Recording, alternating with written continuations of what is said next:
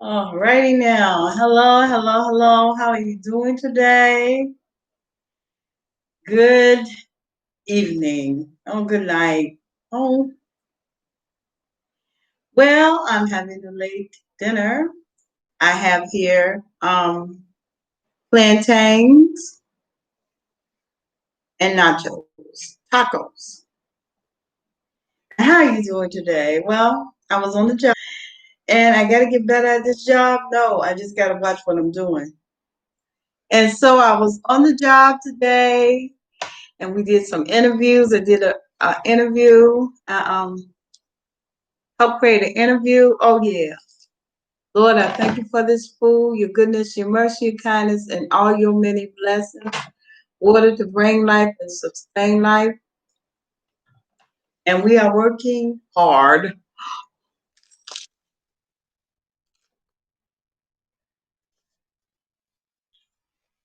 And good evening, people.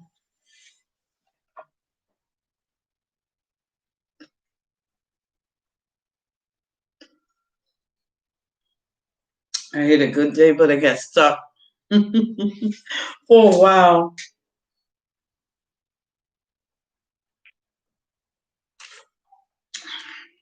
Mm, excuse me. But I had a pretty good day today. Plantains and you need to try them. These aren't the sweet ones, so they're savory.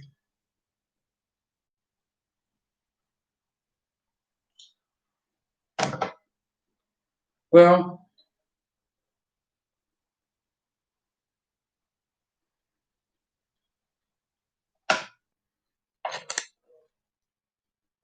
I got me some blue tacos. Yeah, I get these from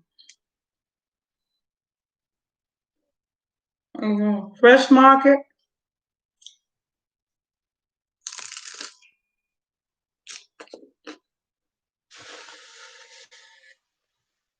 They're pretty good. I say, Grace, no, I didn't. Lord, I thank you for this food, for your goodness, your mercy, your kindness, for all your many blessings for this day, for taking time to say thank you, Jesus.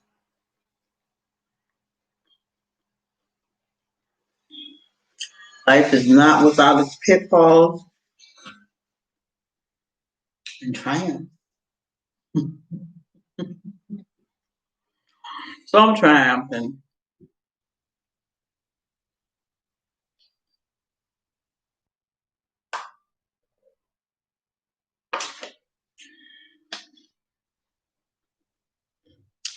I'm triumphing, I'm trying to keep my job. And so I'm triumphing over there with Juneteenth. It's quite a bit of fun being a part of a production.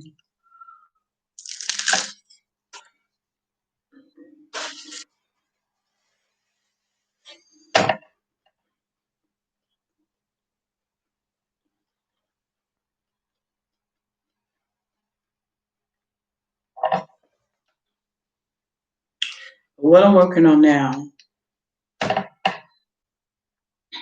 is 1,000-page book. The other computer broke down and I can't even get into my account. When I started my 500-page book, and I'm gonna look up some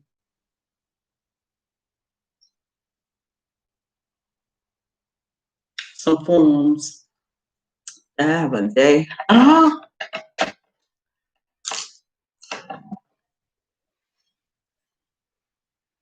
That I need it.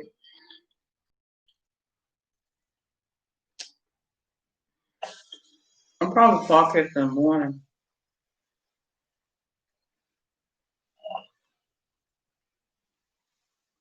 Probably eating some kind of chicken salt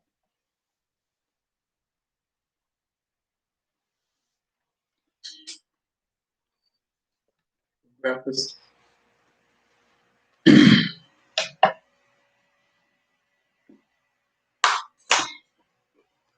Probably won't be eggs. Uh, 12 days in that Turner.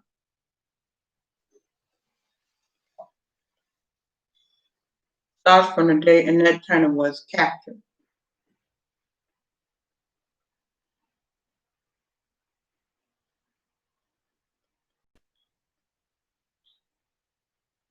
And they're reading from the court case, Annette Turner's confession.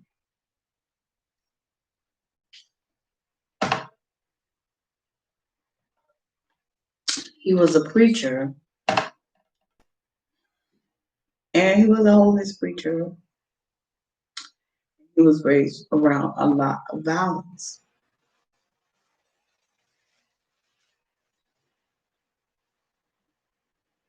And some believe he went crazy, mad, because of the violence he was around. And some believe he didn't. Do I believe he had a vision? Yes, I do. Excuse me. I believe he had a vision.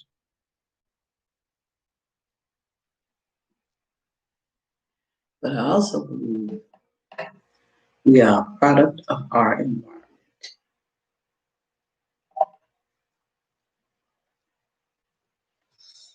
He was around and exposed to a lot of violence,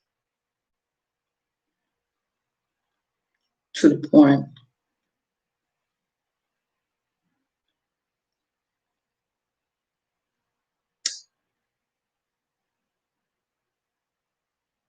and it's just like this. Frederick Douglass, he was an abolitionist. He wasn't exposed to as much violence. I don't think so. I don't remember some of the stuff. I don't remember. I have to study and restudy and then study again just in case I forget.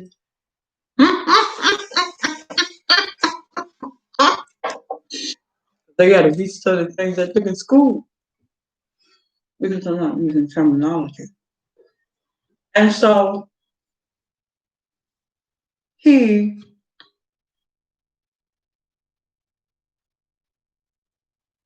I'm not going to talk about the horror that he was around because I am eating food.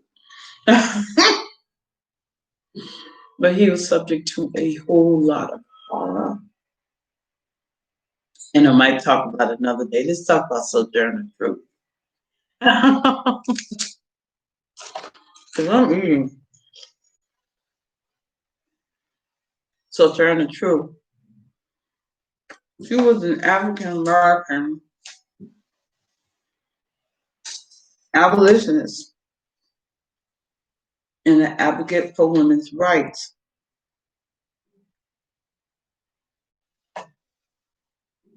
Although she could not read or write like most slaves couldn't, she was respected.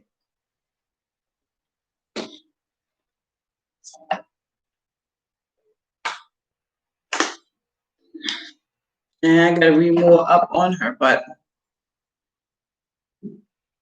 a lot of things was put out about her. And they said practically whatever came to their mind, man, the imagination. Imagination can be wicked and evil, child, and you can make up some lies on people with that imagination. You look at people and you say that everything evil. But they made up like a lot of stories about her.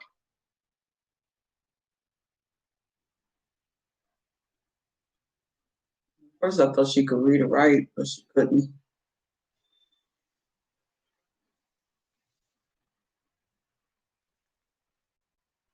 Read or write or not, she spoke out about women's world. Blue tacos from blue corn. I had to go get this. Mm.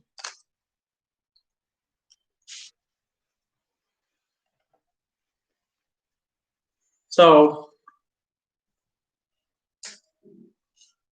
I'm fascinated about that. If she has some writings, I'll read it. Most of what she has are autobiographies written by other people.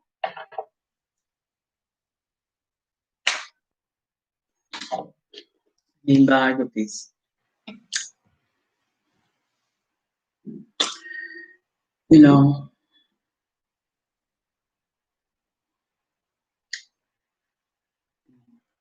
she was a slave,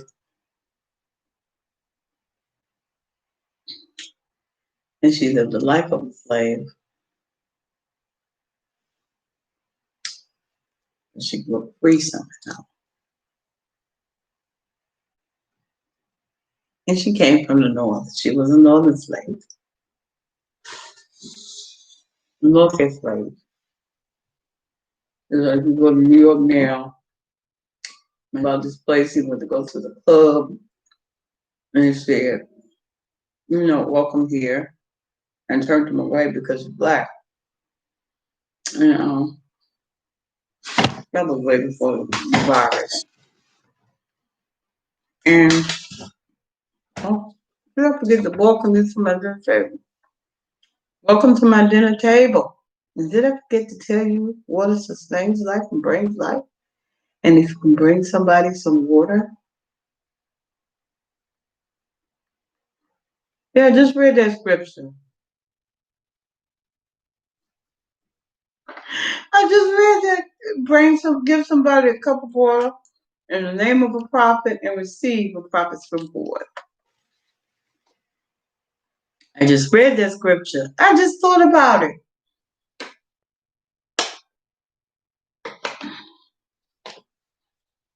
But I'm fascinated about how she became an advocate for women's rights, an African American woman that went from slavery to free.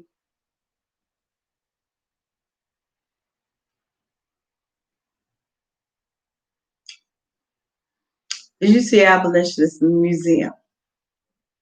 I gotta paste that up here again. And you have to take a look at that. But I seen that Turner in a different light. Man, I just thought I don't know if they taught about him in school or not, but I know one thing.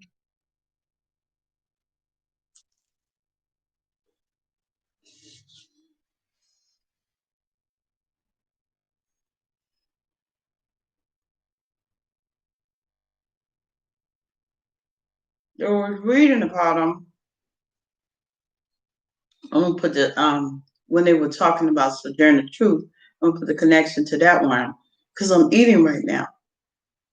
And that Turner, and in the farm he was from.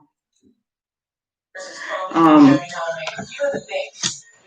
let me cut the TV off. What? Let me turn the sound down or something. Be right back. As soon as I find the TV change. Oh, there it is.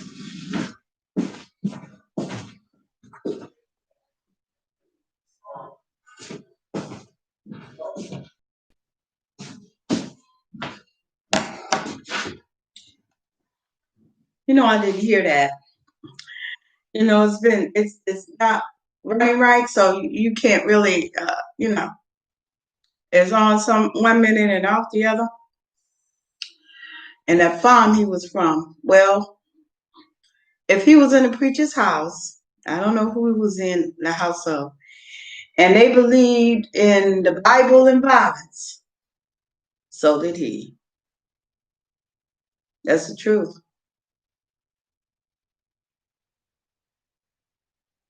I believe people are, like I said, their surroundings. Your surroundings is the greatest influence in your life. How you grew up, who talks to you, who teaches you.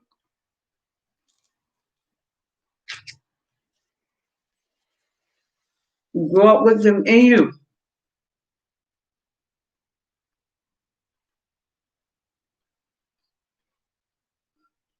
You start to rebel as you get older.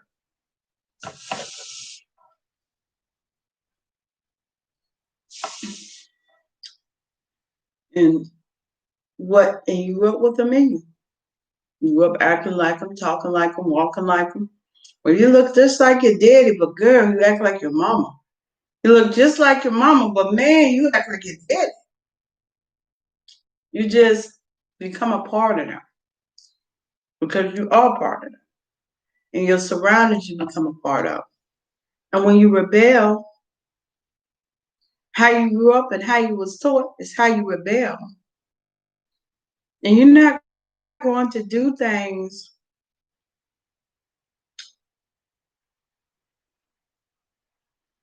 You're not going all the way over there with those people. You're going to stay around your community. If you become a criminal, you're going to follow them.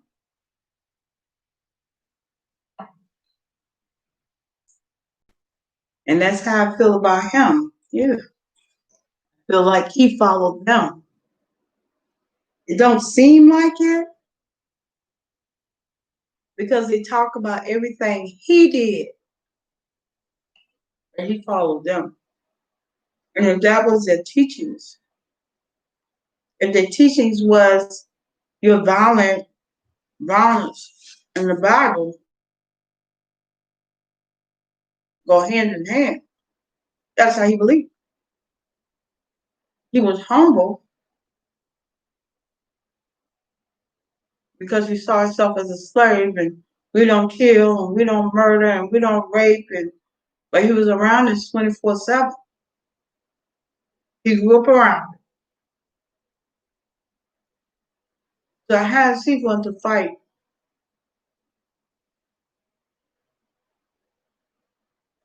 slavery and want to be free? Same way the slave masters do.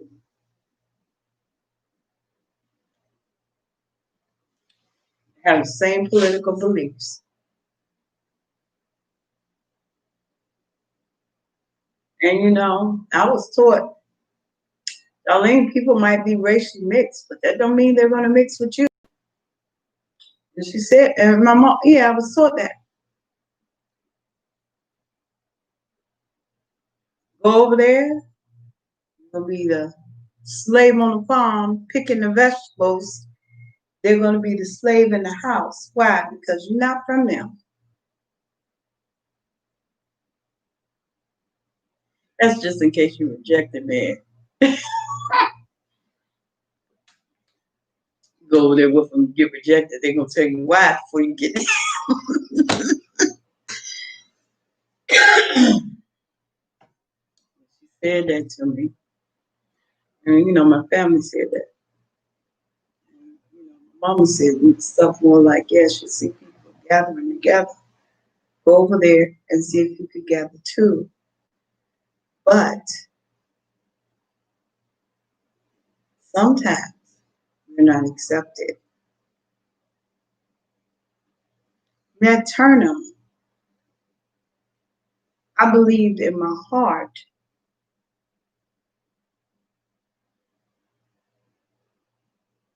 it was all about his surroundings and how he was raised and what farm he was on and how those people treated him. He was just a human being and just a child. And children are no more than you. You raised them like that. So he's supposed to believe different than the slave master.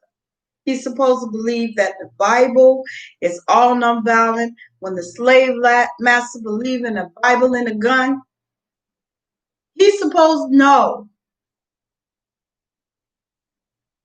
Now you take Frederick Douglass. He came from abolitionists. The people he was with didn't necessarily want him to learn how to read, be him, and I don't know what else he was raised around. But by the sound of it, he was not raised like Nat Turner. No, he won't. By the sound of it, he was in a very peaceful environment and got whooped and had to clean up and work the farm. And whoever that lady was, she called him. Hey! That Turner sounded like he was cut up, but got at what they did, the men allowed and what they did, and what his slave masters did. That was his environment. That was it. He had uprising where? In Suffolk. And where he gonna go when he only been in Suffolk? Where he going? He going to New York. That was this other farm in Virginia, right? This man in Richmond. They took his wife and kids away from him and sold them. So I come mostly from farms that you were allowed to get married, and not the farms where you jump the broom. I don't know where my granddaddy come from. I know where my mama's side come from. I know some of my daddy's side.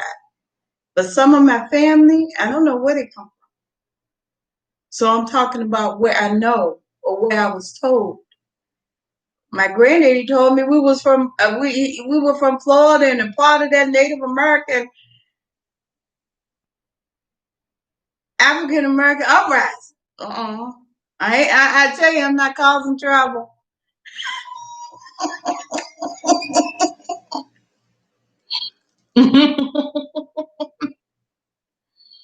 So on my mama's side,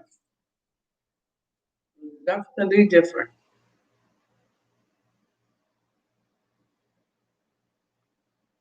They're from Virginia, New York, Midwest, the West, the South.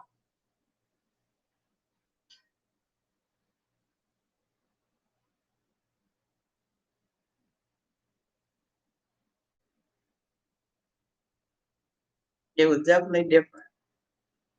Oh, now Turner,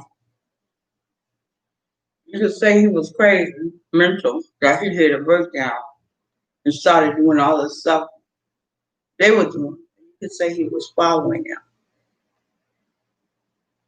You can say what we want, but let's say he was following them. That was their teaching. The Bible and the gun and the sword was how those Caucasians teach. He came from their farm.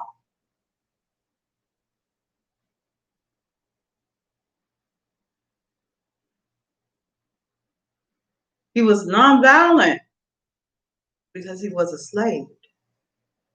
He was enslaved. And now, how do you get free? You do just like the Caucasians do that you on the farm of.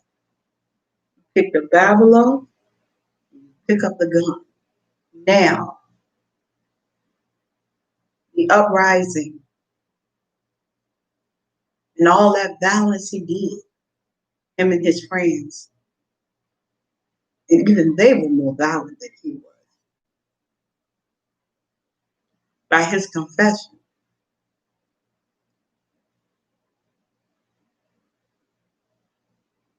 But think about this.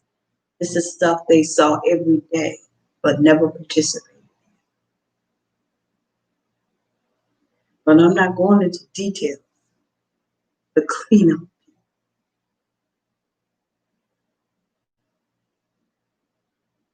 You know what that is?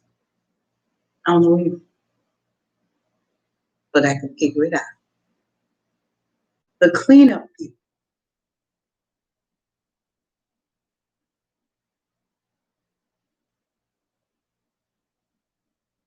Clean up behind violent people.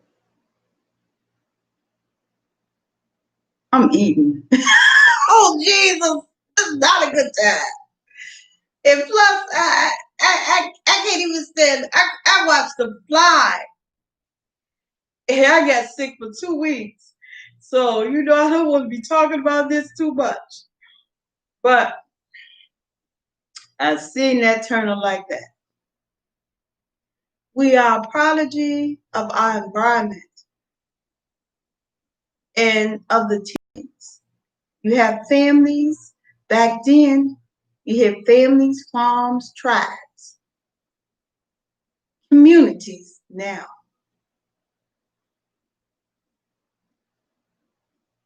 Communities with different beliefs, just like farms with different beliefs. If you think a slave thought more than what they've been taught, yeah, no,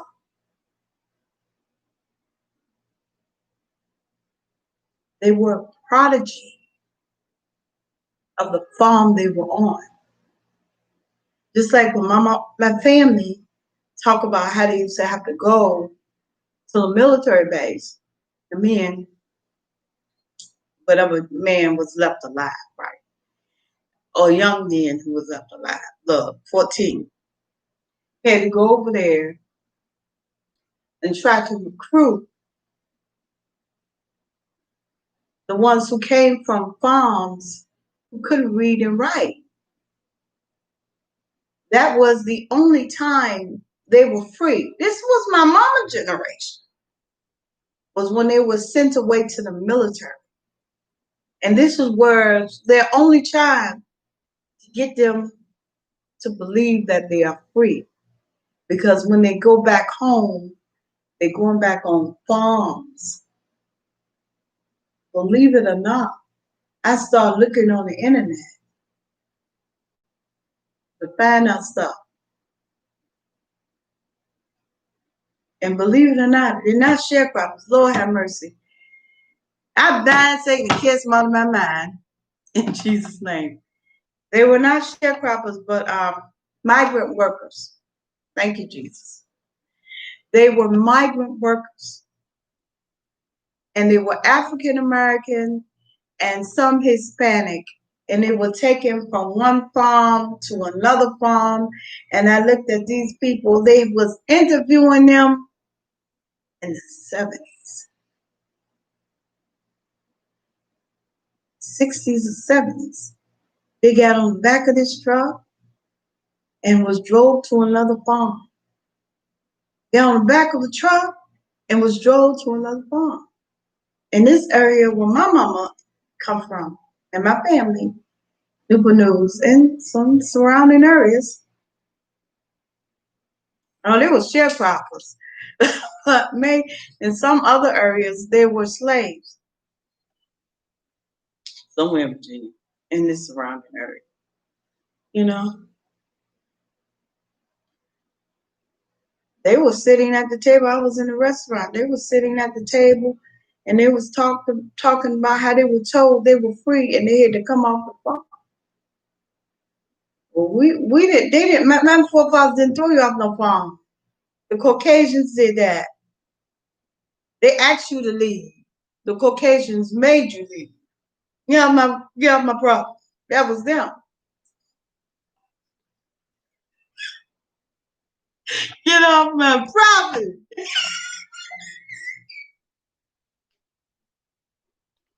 It wasn't funny, but to this day in the news, when I was little, my family was still hated it. I am not lying for saying that they were free. But yeah, I don't talk about it. I don't, because I didn't come from your generation. I came from another generation. But yeah,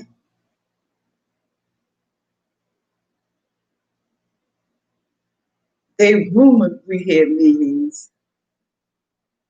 My oldest sister, Deborah, was there when they had the meetings.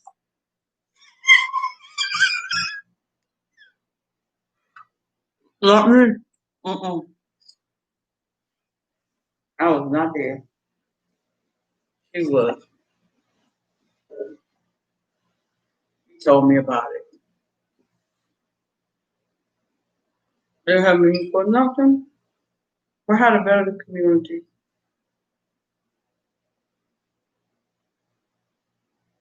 how to change it, civil rights, and just stuff like that.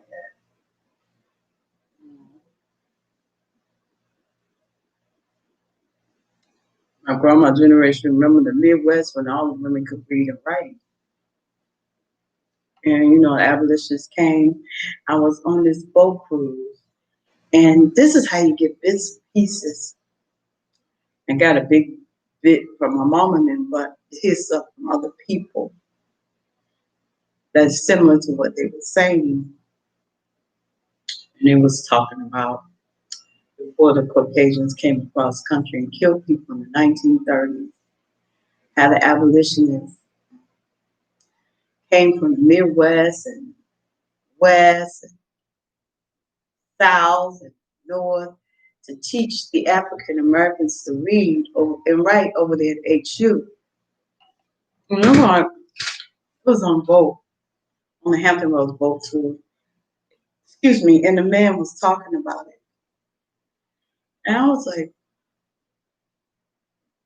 and then I cannot imagine what they thought those Caucasian women came from the Midwest and couldn't read and write and then rejected. African Americans and abolitionists, racial neighborhood, did not reject African Americans because they couldn't read and write.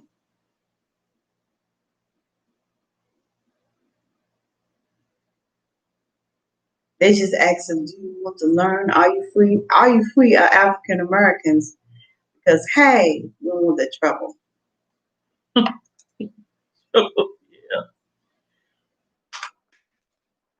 because they will battle you. They did back then. If you called yourself free and they believed they were slaves, some people were humble and sweet and wouldn't hurt a fly. Mean. And I suppose, I don't know, man. I was young. I thought people remember my family, and then they said, no, they did.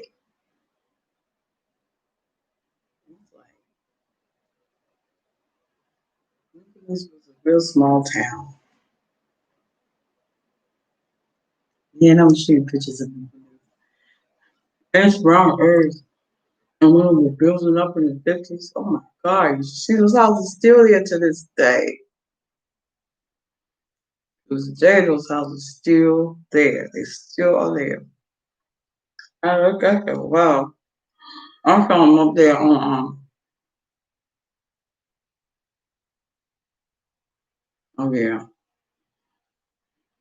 up there on, Lord Jesus. My man. And there ain't no but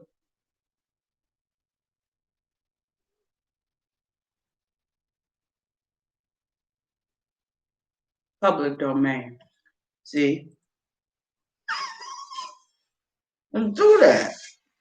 I saw them up there on public domain. And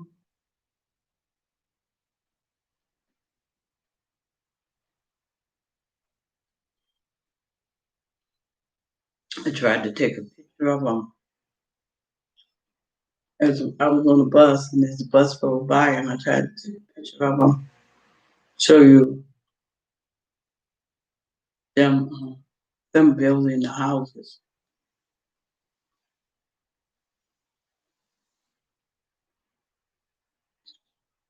Hey, just as nice as they were back then.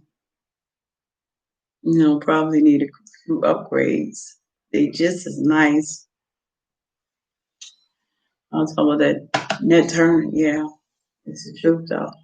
We are just a product of our environment and the way we raise and the way we taught influences us. It used to be a debate when I was younger. Is things born in us, or are we the product of our environment?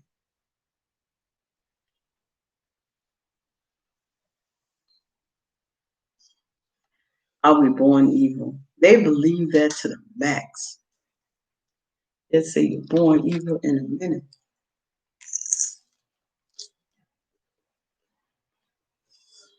I have family members that believe you're born evil and family members that believe you are part of the environment.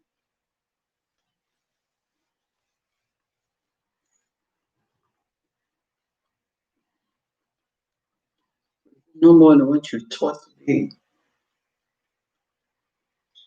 Internal was by the looks of the slave,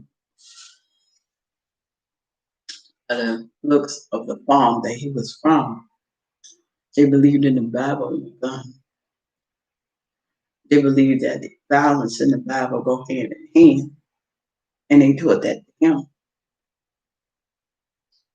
He wasn't going to dream like Frederick Douglass, who grew up in a practically non-violent environment, in the house, in the field, on the farm. African Americans weren't out there. They were totally farm, like animals. They were totally on the farm. It was an uprising in Richmond before Nat Turner that was unsuccessful. But this man, I forgot his name, traveled to 3 different farms. Why? Because that's where Richmond took him. That's where the slave master took them. You can't go outside if you've never been out there. You can because it's a door. It's a door that way and this way and over here. You can. You know only where you're from. I went from Newport News to Orlando, thinking it was like Newport News. I'm a product of my environment. I know only where I'm from. I don't know too much about traffic people, traffic cities. I avoid them because I was taught to avoid them. Do not go there. Go this way, go that way, connect with this area, connect with that area. Don't connect with traffic lane. Do not connect with traffic areas. Don't connect with the circus.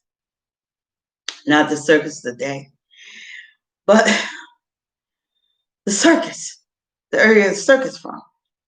Don't go there. Don't go here. Don't go there because in the 50s, the people who were in the part of the country that was trafficked were slaves. They know that. I was in shock. What is a migrant worker? A slave. What did they teach us in schools? Newport News, simple. Migrant worker is another form of slavery. The people look free, but they're not.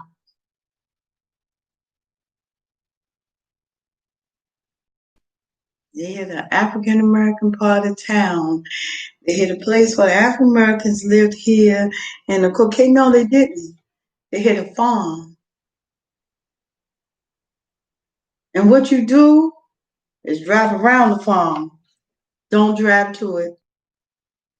Drive around it. Then it's a path you gotta take when traveling cross country. A route you go on and a route you avoid. That is my mama generation to the max.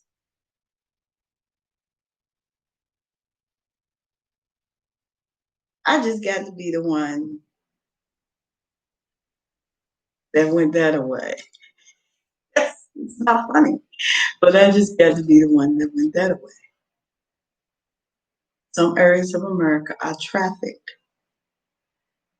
and some areas not. And these people who are in traffic areas just like Frederick Douglass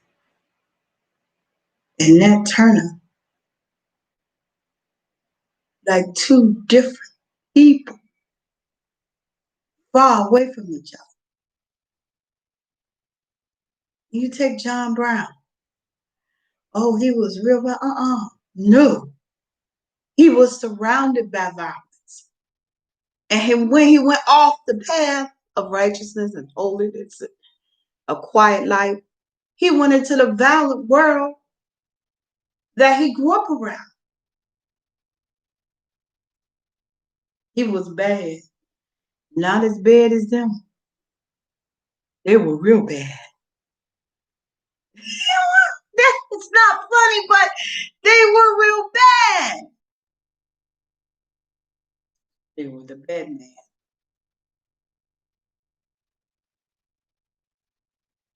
They were real bad and real violent. And he decided, well, I don't see anything about being nonviolent. That was John Brown. And he got up and he did what they did. Now he's Caucasian. Excuse me. And he did what they did. Ned Turner didn't do everything they did.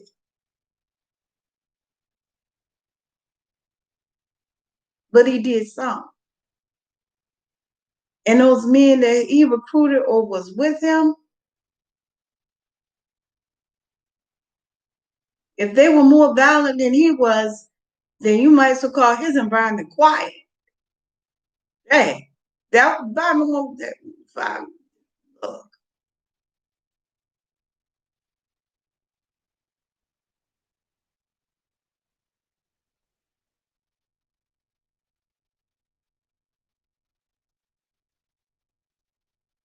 it's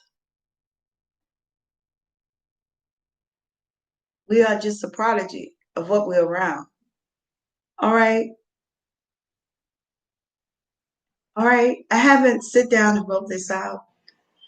And if I write it out, it will be more complete and more so that you can understand what I'm trying to say.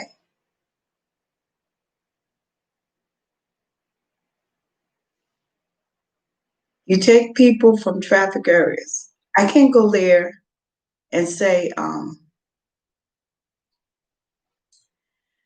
you know, talk like they talk about women like they scum,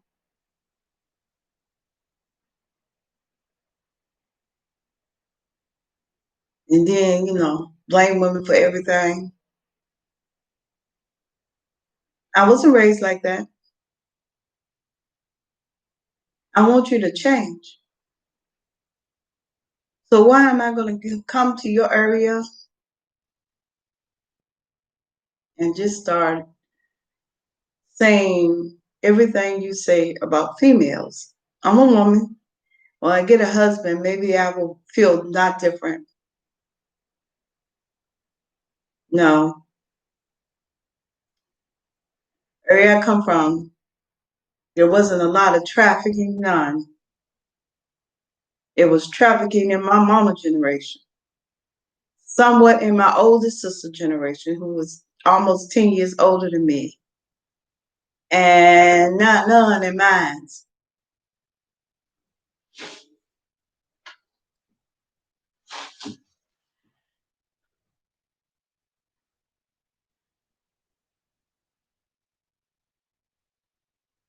I have to introduce you to my world,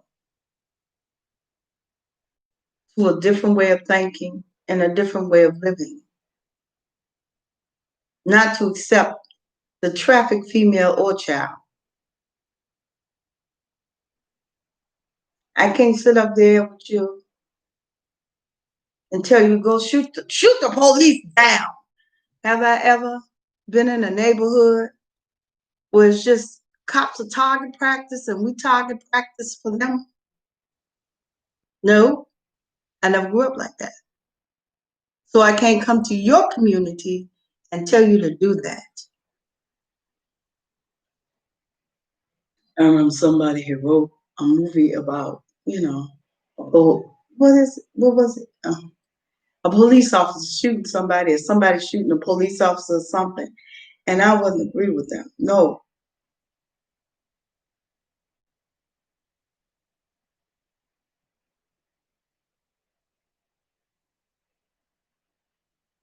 because I'm not from your area. I can't tell you what to do with your law enforcement. I tell you law enforcement what to do with you only with you.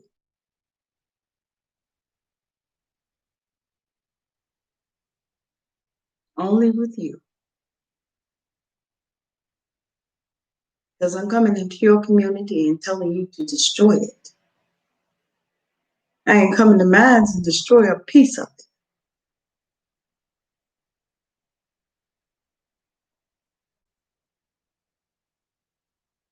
You know, sure, I call the cops, I call the FBI, I call CIA, NBC, ABC, 123. I call them all. CBS, man, just gas.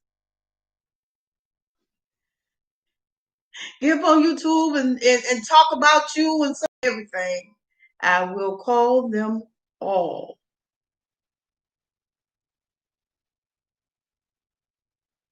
But when I'm calling them and I'm not from your town, I don't know who I'm calling.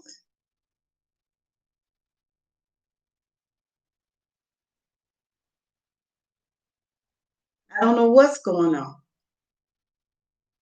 I don't know what kind of crime is in your city,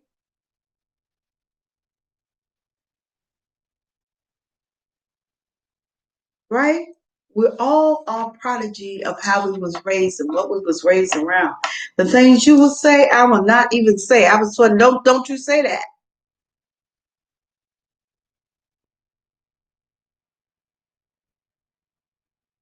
Now, I don't come from an area of trafficking. I'm not telling you there are no rapists here. There are, but not like from your city. The police don't sit up there and say, oh, well, they took that girl out of town. They brought her back. They brought her back. What? Where they take her? What they do to her? What they do to the guy? You ain't got no missing people. You gonna keep staying in that city? No, but you don't see. It's about the color of your skin. It always been about the black part of town and the racial mixed part of town and all that stuff. You don't see that. You just, yeah, I rode through one of those cities where the people were talking like that, and somebody wanted to ask the police for directions, and I just sit there and look. I look. I said, was this some kind of TV show? I mean, the police was like, hey, hey, hey, hey, hey, hey. I said, wait a minute, don't ask them nothing. I said, don't ask them anything, they too busy. Why are they running like that? Hey, hey, hey, hey, hey, hey, let's run, like you on a TV show. Just dash out the door. Where you going? On the call. I ain't asking you. I'm not asking you. I'm just moving out your way so you could dash. You sit back and let people be put in danger. Then you come back and wonder why the cops in danger. You sit up there for years upon years upon years of we not policing you. We're not going to come and get the criminal until the criminal is running there. But all you see is this.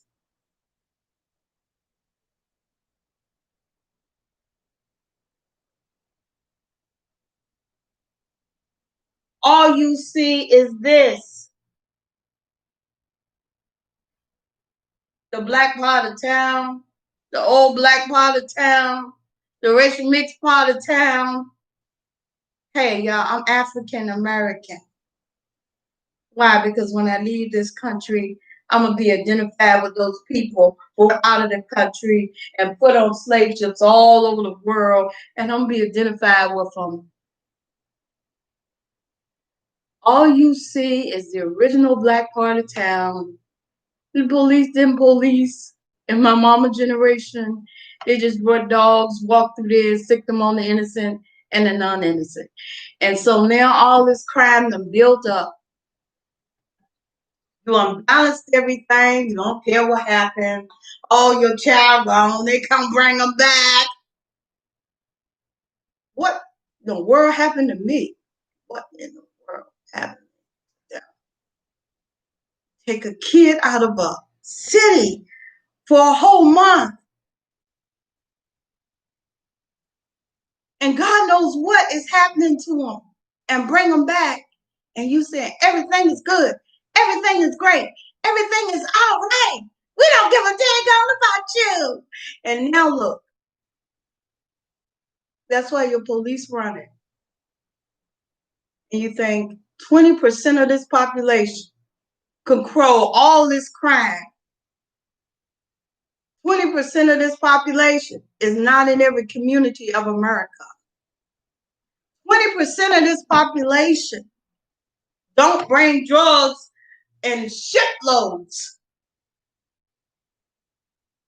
The DA running everywhere trying to catch everybody. 20% of this population.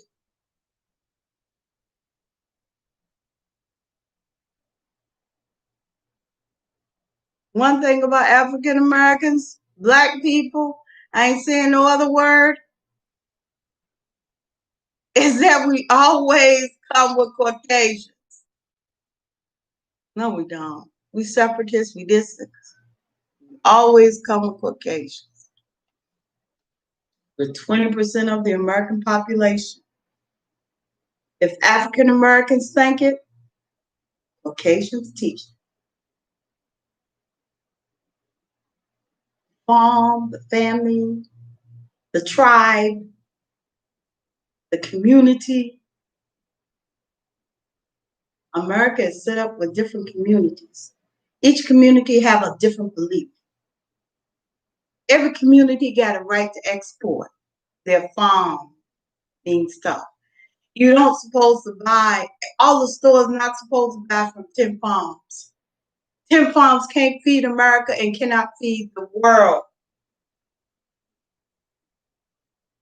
We were the breadbasket of the world when I was little. And now 10 farms are the only ones that export. And now, I don't want to talk too much about that because you don't understand what I'm saying. And the farmers in some kind of uproar.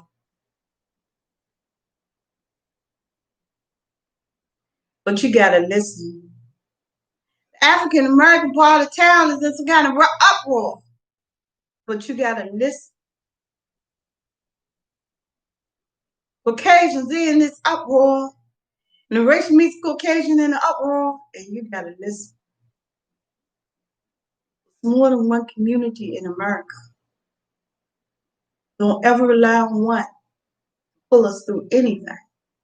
Because one community never will. You have to listen to everybody to keep peace in this country.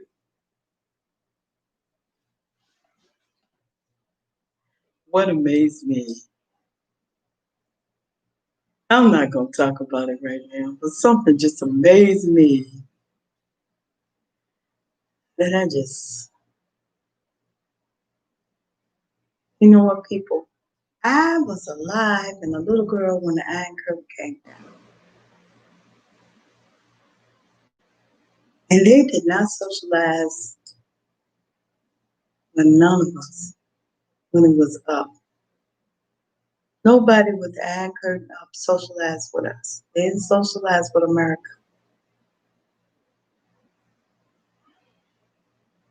And I don't want to talk about that farming situation. Because, you got to go back and listen. Who knows if they're understanding or if anybody's understanding. But African American community, they stopped policing. Or they had some kind of plan in the 80s or something. Sometime during 85 or 80s, they had some kind of plan. I don't know what it was. Why you said cuz?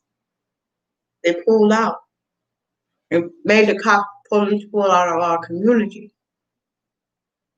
And then when it made the police pull out of our community, shut down their police station. Then the other police wouldn't come over and police the community. And then it got overran with all these people lined up down the street, which we had never seen before, selling drugs. It got real bad. Just lined up down the street. I mean, we never seen it like too small of a town. You don't understand what I'm saying? This town was too small for you not to notice them and for the police.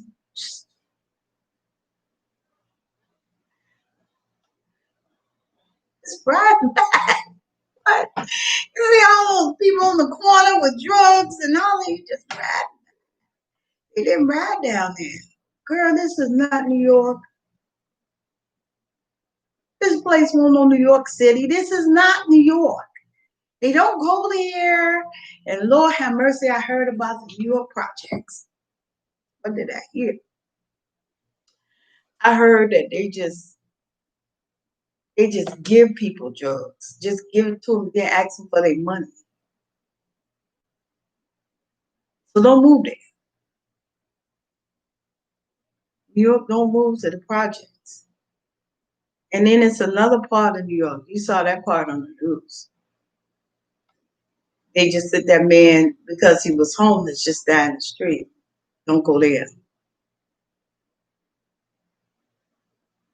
And that part of New York, they was nice to my family member. They're nice to him. They didn't do nothing to him. They just told him he couldn't go in the club.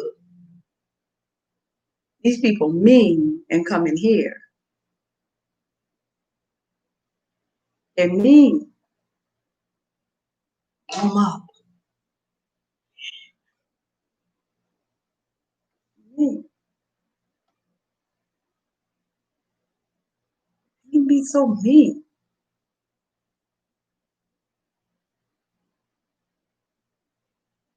It's a difference. It's the way we was raised. We was raised differently. We were raised differently. Truly. Where you from? All right. Right. One of my family members sent me and I saw it on YouTube.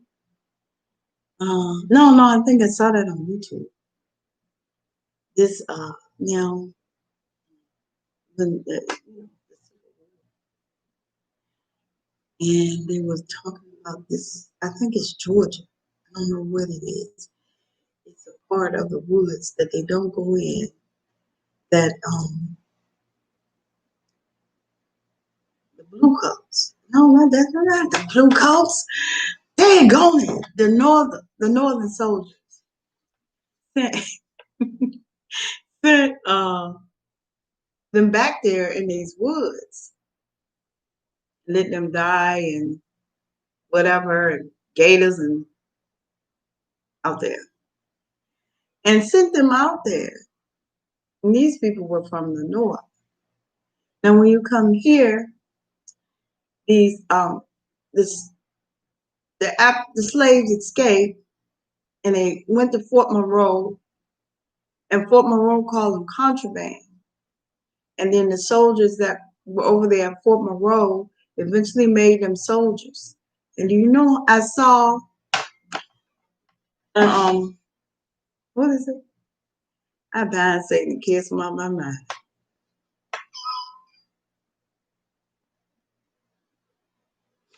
Library of Congress. You know what I saw? Oh my God. I bind Satan and kiss him out of my mind. He was a railroad man and a legend.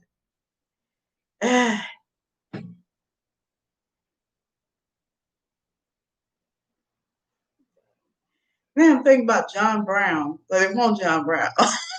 It was, and he's a legend, but he is very real.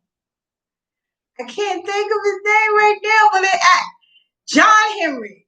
John Henry. John Henry. John Henry. Wow. And picture of him in the Library of Congress. And he was a soldier in the war, and he was serving food to the soldiers because they were like considered contraband. So they were like serving food to the soldiers. So they used them for something. This was Virginia. Whoever those whoever, the Civil War, whoever came to Virginia, whoever the soldiers were that came to Virginia. And so he was used as contraband, yeah.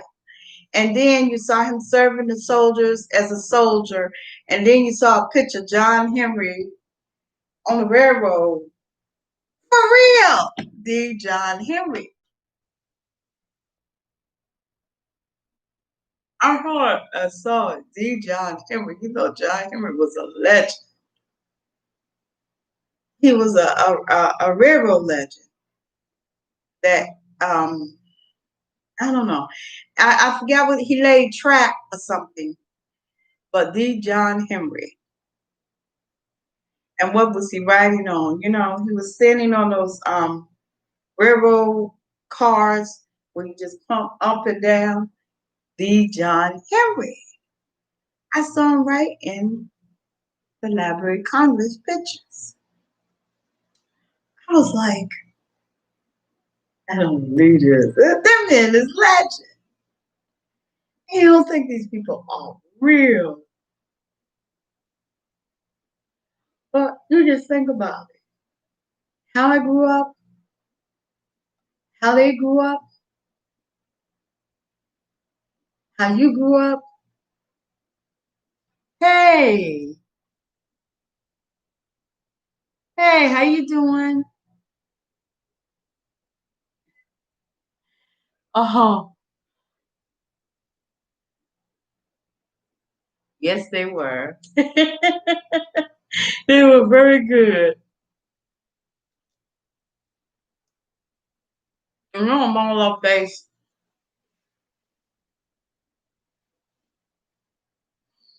I feel like I had a good conversation. It's all off base somewhere. A fish for the YouTube channel. I'm all off base, but I know I had a good conversation anyway. But it's how I feel. It's how you were raised. And I feel like Ned Turner was raised around a bunch of stuff. Hi. Hi, your mom, XD. How you doing? How you doing today?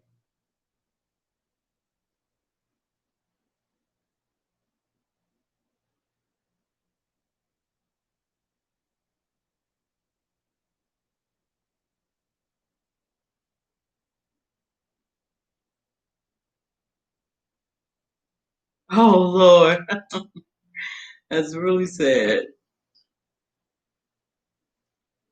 Y'all join each other. Right now I can't link you together. You know, I'm not dropping links. But join each other and I'm gonna join you too. Who knows what I was talking about that Turner. Yes. I'm gonna link you to share a conversation about Sojourner Truth. Oh my God. That lady, she was talking about women's rights.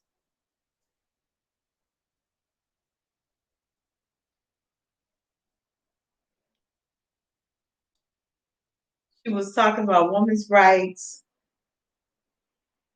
way back when. I think in the 1800s. Talking about she was an abolitionist talking about women's rights.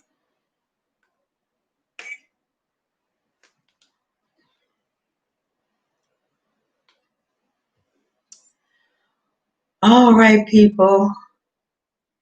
I have been sitting here talking and talking and talking and talking about things that tick me off. Talking about things that tick me off. But I really have to write this down and do it more organized and have more of a let's talk about it thing going on. So you can understand more about what I'm saying. And you know I like to do things like that.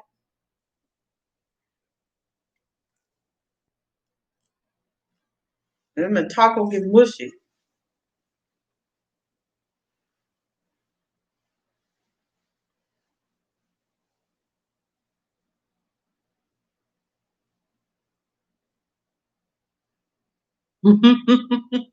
Yeah, it is like a cracker sandwich. I let mine get mushy. All right. Thank you. Like, subscribe, and tune into my channel. And check out new people. And new people come and subscribe to me.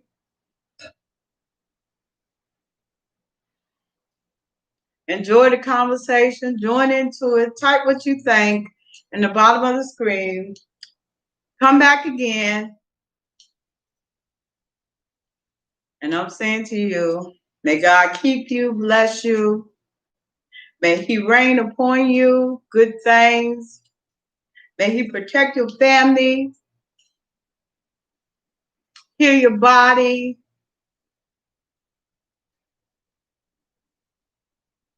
give you the mind to love one another according to His word. Yeah, to love yourself, love Him. Love Him, love yourself, and love each other. Thank you. And thanks for coming by.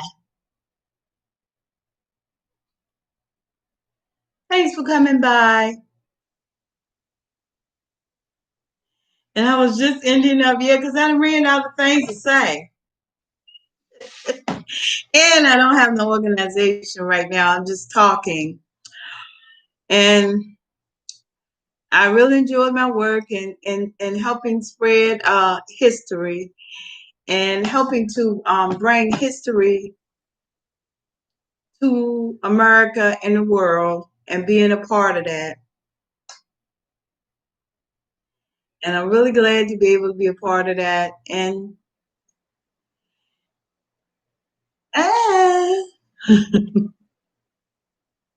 what did you say? Yeah,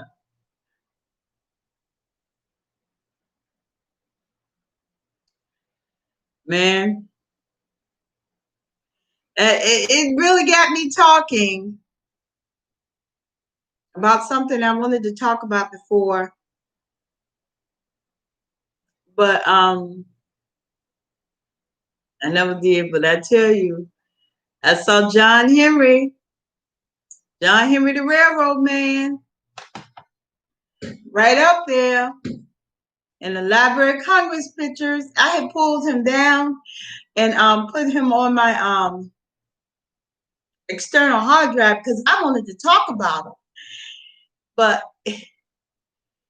I haven't got to it. And I'm gonna take this and what I was talking about up here. I'm gonna write it down and I'm gonna do a let's talk about it.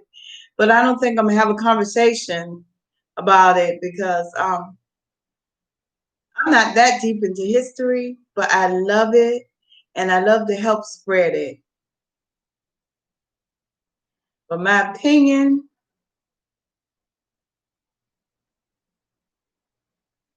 I'm gonna write it down so it can be more full and so you could understand more of what I'm saying.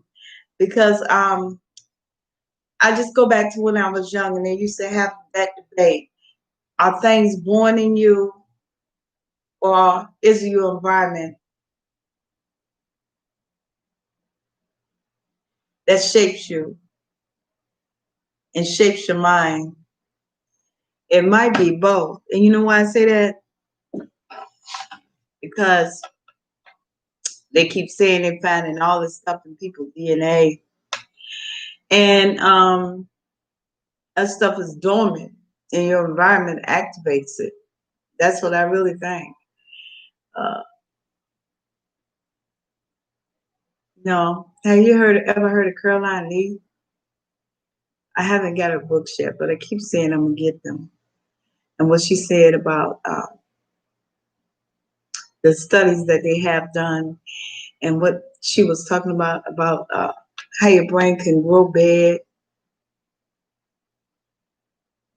and how it can grow good. The good part of your brain can grow, and then the bad part of your brain can grow. Right? Right? Yeah, she said that, and she said it was research that proved it. Well,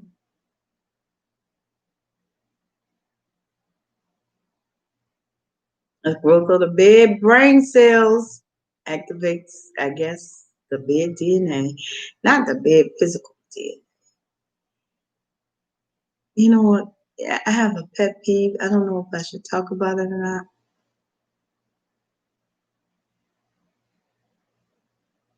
Something that they talk about that really gets on my nerves. Hermaphrodite DNA.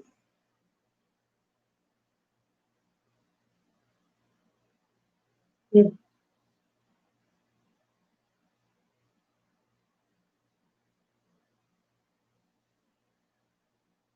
it really gets on my nerves. Because if you go back, they had a belief that hermaphrodites were homosexuals and they chased them and they killed them.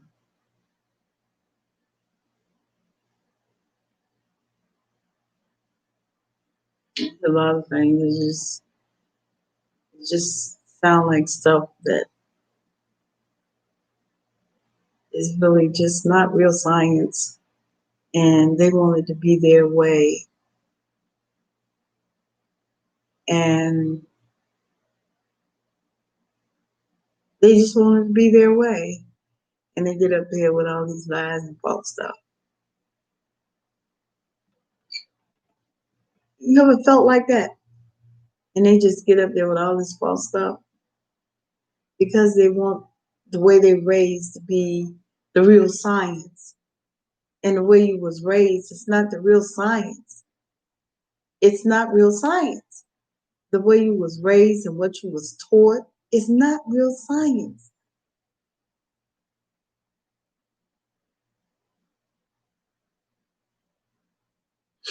Wash your mouth out with pee. You know those.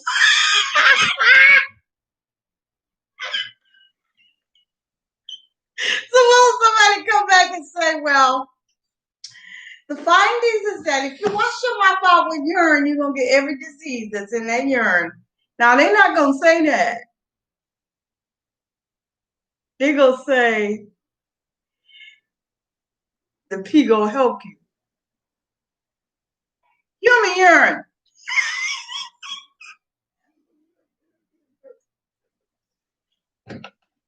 Don't you dare. You'll get every disease in that urine.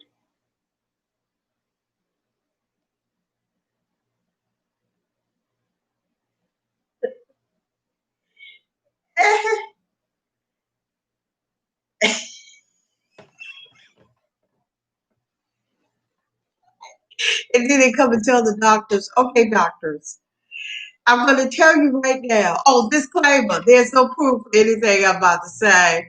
And I am not a scientist. I am not a research scientist or whatever. This is all my opinion. And so then they come back and they say, so we're going to recommend that you wash your mouth out with pee, with urine, and this is going to heal your disease. Would you do that?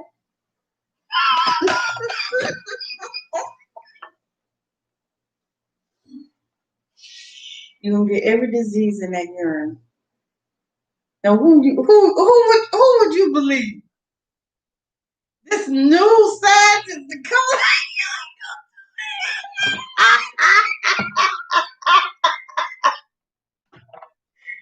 You're not gonna do it.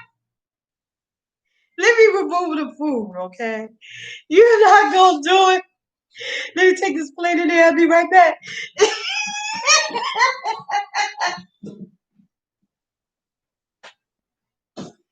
Oh my God.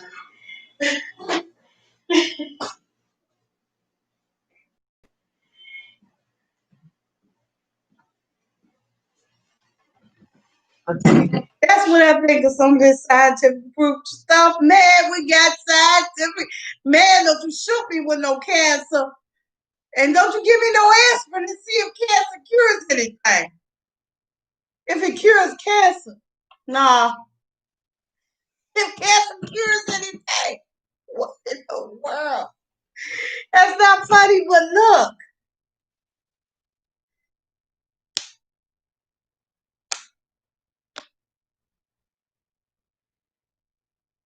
It is crazy. And what they're doing is they're not going by real science. They're going by how they were raised. All right? Coffee do help. And then here come a report saying coffee don't help. So when they came out with this report about negativity about coffee, everybody stopped drinking coffee. Coffee do get caffeine.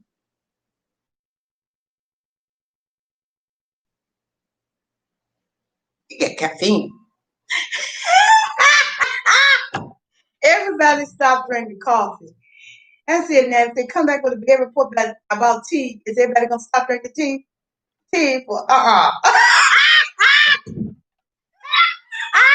It's crazy. Folklore is the teachings of our parents. This is to me that are not really true or history is what is in the past. Folklore is what you're not sure about.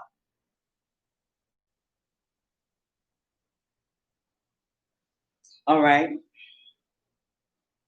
Okay. All right.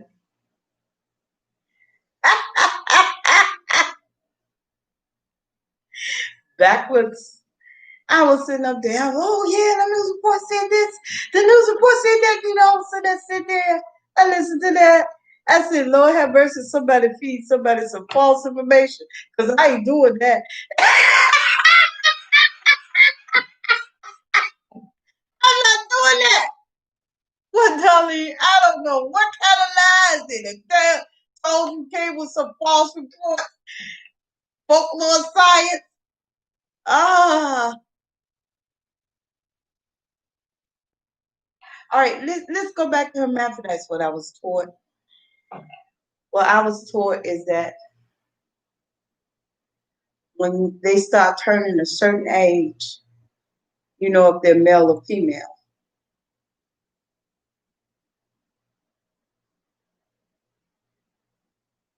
Because I was taught that this planet is only male and female.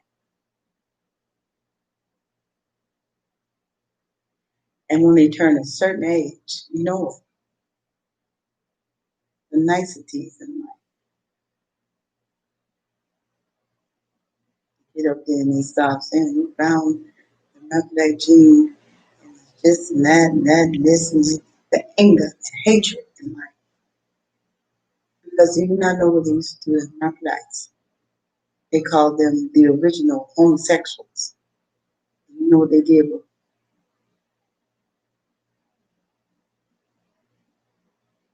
that stuff comes from hate. Hey y'all, one day we're going to do a show and it's going to be called That Stuff Comes From Hate. And you got to figure out, we could do jealousy, hatred, envy, which emotion this comes from.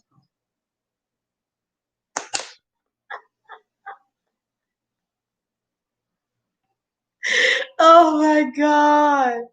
Oh my God. Which emotion does this come from? I'm not lying to you. I'm sorry, this is all about a whole different subject. And then I'm sitting around talking about hermaphrodites. I jumped over farmers, you better believe I did. No, I talked about them already. I think I did. I might have. You gotta go to America. You gotta say America. I'm interviewing you, America. Oh, I forgot my body one. No, you gotta hear this.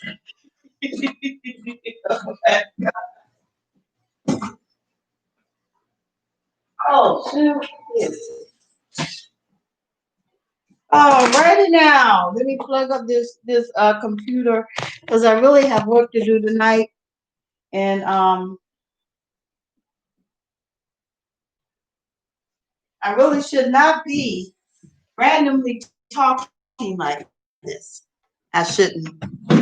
Um, my thoughts are real out there, and oh, the OneDrive is full. Okay, you go to America, to all the different. You can't go to every tribe because I told the Lord I cannot go everywhere your spirit goes, Jesus. I can't.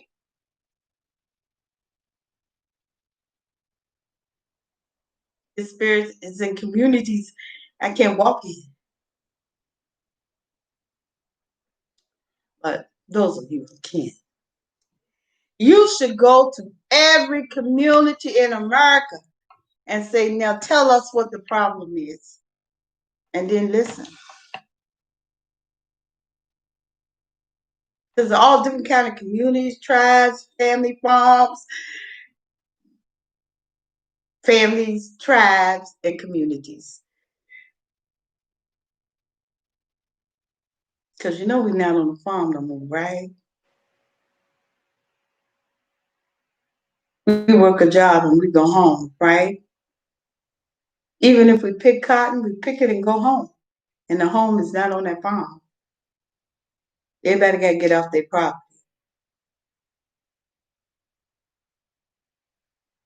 Don't say African Americans force you off of Caucasian property and force you off the farm. We're going to tell you a Caucasian threw you off.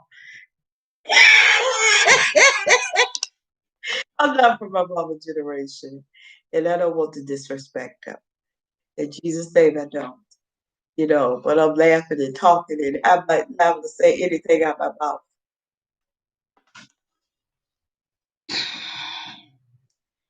Okay, people, God forgive me.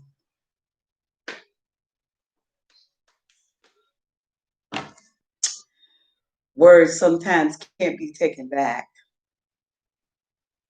Hi, hi, how you doing? AJ Gaming Squad. Oh, I got more than one person. I'm so excited. Well, anyway, they need to go to America, all of us. To say that I shouldn't be concerned about, can't complain.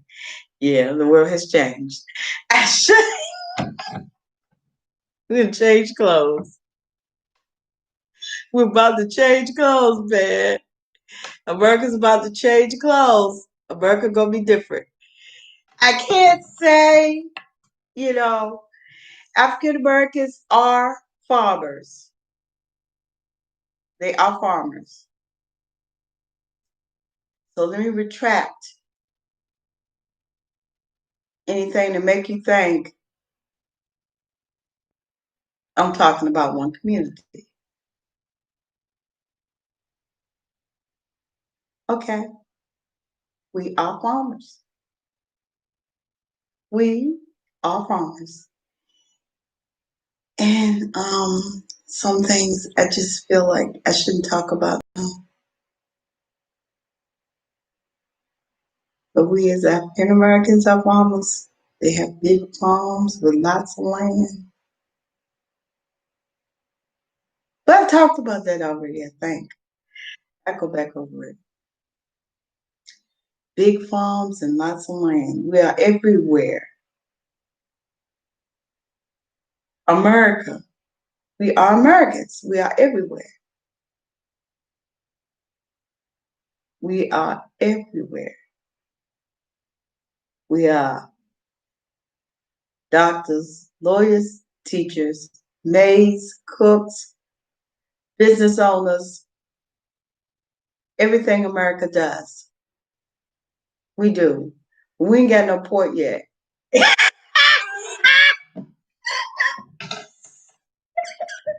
I'm sure it's an African American with a dock somewhere. We don't do that best. We won't do that best.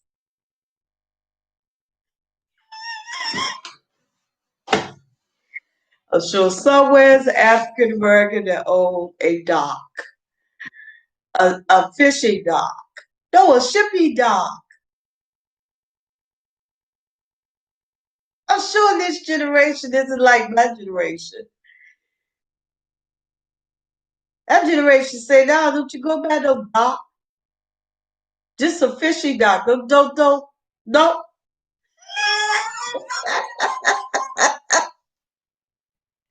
That generation say you'll be on the radar all your life. All your life you'll be on the radar.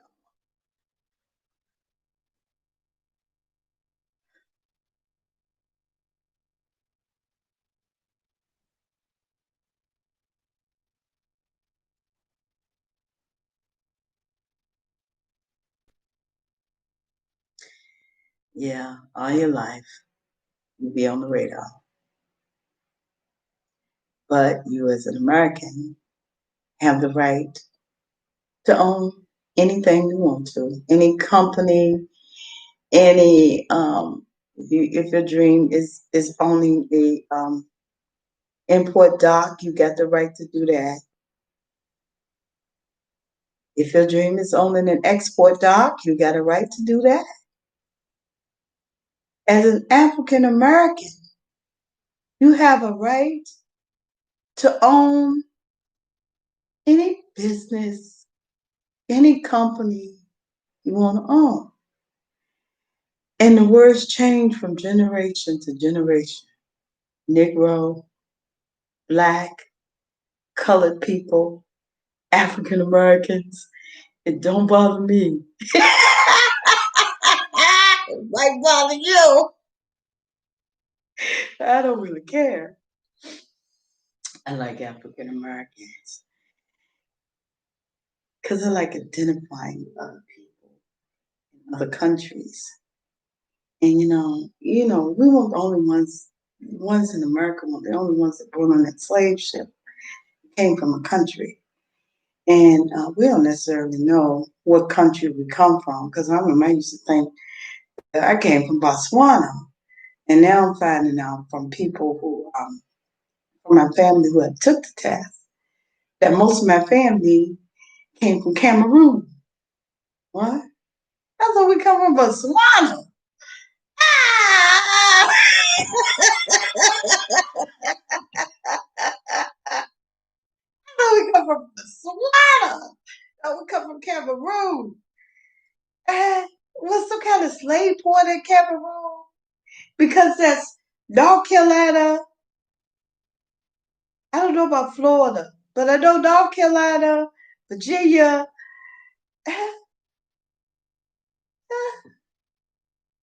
Yeah, because they I didn't know why they knew everybody. They I didn't know why they knew everybody. First I thought they all go to the same church. My daddy family, my mama family, all went to the same church. They didn't go to the same church when they knew each other. Before the 30s when those people came cross country killing people. They knew each other and visit each other church. And then I was reading Uncle's book, Robert Brown, and found out that they were all connected by the railroad. I said, wow,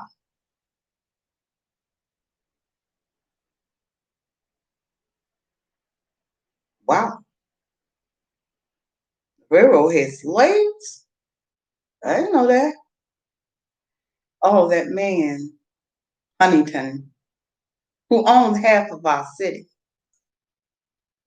who nobody could build anything without Huntington permission. like those novels you read, right? And those shows you see on TV. I looked up Huntington. Did a little bit of thing about Huntington Park, and I just read a little bit about them. But also, it was a school called Huntington. It was the first African American school in our area called Huntington, which it closed down. They don't um, fund schools. They don't fund schools in original African American black part of town. They don't fund them. I feel so good about calling myself an African American. Look, I identify with all these people all over the world, in Africa and people in South America and people in Europe. And, yeah. I did all of it. Because we were all on that same, my forefathers were all on that slave ship with them. Do you not know? No, you don't. My mama family come from the Alice, right? Alice. What are those Alice out there? What are those Alice out there? And so my mama family come from the Alice. And so guy saw me, and I was in a laundromat, and he said, you come from the Alice. I said, no. Because I don't. My great granddaddy do.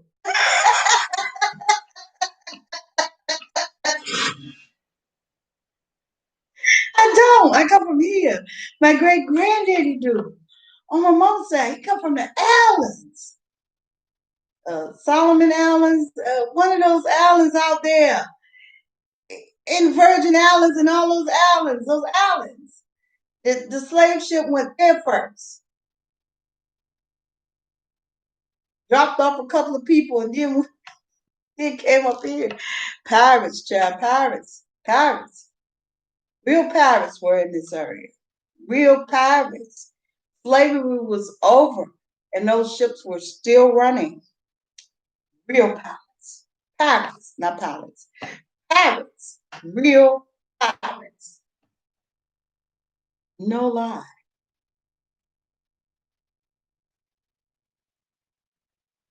Good evening. How you doing today? I'm just sitting here talking about everything. I got lost in conversation. Some of the things I had to change the subject of because it was just too. You got to sit down and talk about it. And some things I will talk about right now, and they keep popping out of my mind. I said that's just the wrong spirit trying to pop up out of me. You ain't using me today.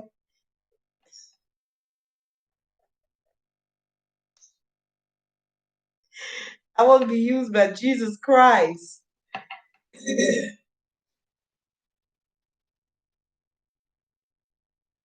Oh my God, I need to exercise myself. I keep saying I'm gonna exercise, and I don't. Oh, all right, fine as wine. Oh yeah, I remember you.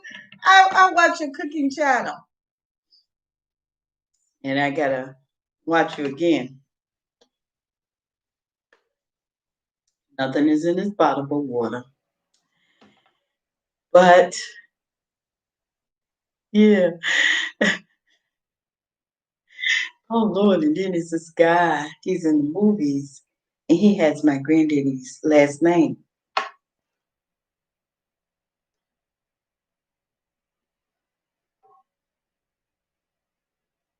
Oh, oh yeah, I did. I just haven't commented in a long time. Yes, I did. That was a long time. I can't. How come we? Why we can't find our subscribers? Am I going to the wrong area or what? I was like looking for my subscribers and I couldn't find them. It stopped somewhere. New subscribers. I said, well,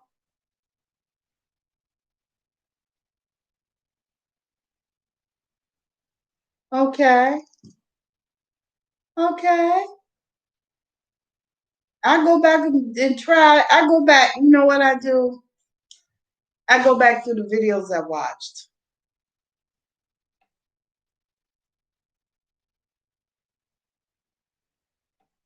Okay, okay, okay. I'm trying to get 1 million subscribers. I'm trying to get 1 million subscribers. What about you? I want 1 million, maybe 2, maybe 15, maybe even a billion. I'm not Baby Shark.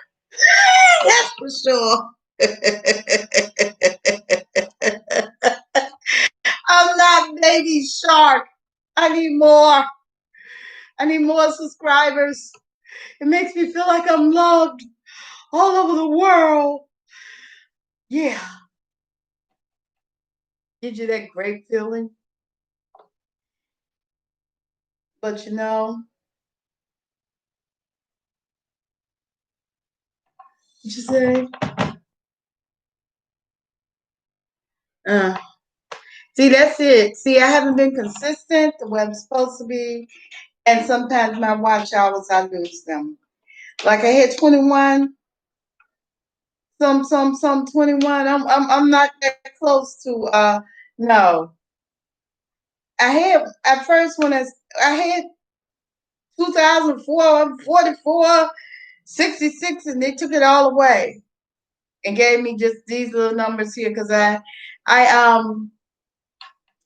think I kept getting slighted for stuff, and you know, I kept getting slighted for stuff, slighted for you know, I had tried to make friends on YouTube, and they slighted me for it.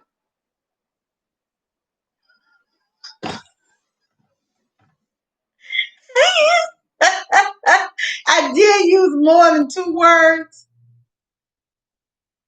I did use more than 2 words. I'm halfway there. I did use more than 2 words. I got slighted. It took about what was it? I don't know, about 400 watch hours from me. And then all of a sudden I got the numbers, but I got like 400 and some odd watch hours taken away. So yeah, I had got I think I got 30 subscribers twice. And then I got to 100. 1,100. They took it away from me 3 times and said, "Hey, you just got 10 people." I said, "What? 1,010 people. That's what we see. Who you? Who are you?" We are YouTube. Who are you? Well, YouTube, I'm having problems and issues. No, you're not. And you just be quiet. But we have an issue with you. You're not. Shoot. No, you're not. I tell you, I'm going by all YouTube laws.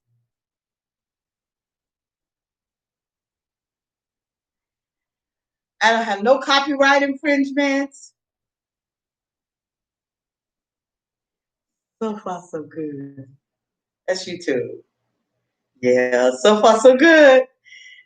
Because I haven't went up there to the archives and pulled no video. But I'm going to go up there and pull some video. And I'm going to try to put it up there because it's public domain. It's public domain. No, no, it's not. That's YouTube. No, it's not. Yes, it is. No, it's not. Yes, it is. We're going to give you a copyright infringement. No, it's not. Look, we're going to give you a copyright infringement. It's not public domain. Most definitely it's a public domain. No. Why? I'm taking this video down because you're not taking my line down. So the only way to keep you taking my line down is to take this video down. Bye, video. Bye.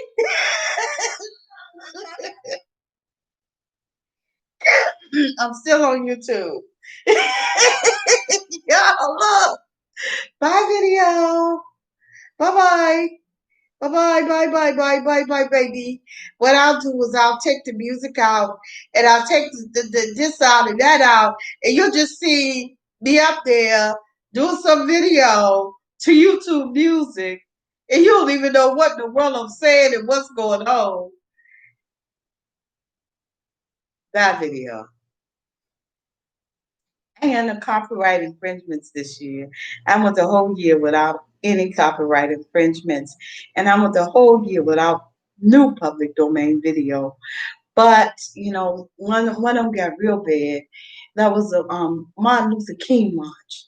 I had put that up there, and that had got real bad.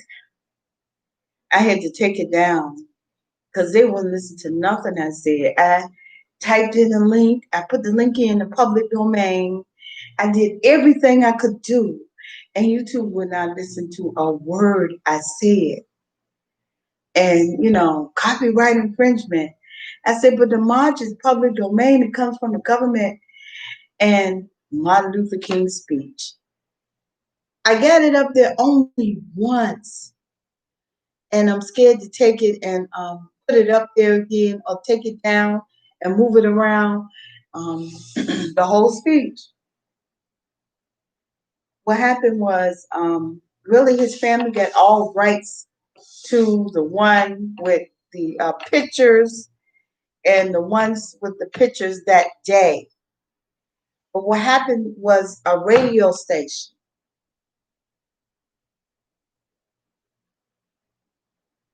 recorded his whole speech, and I put it up on my line. And of course, YouTube came and told me, hey, copyright infringement. And so, because everything is owned by, the family. Family owns the photographs of him doing that speech that day. But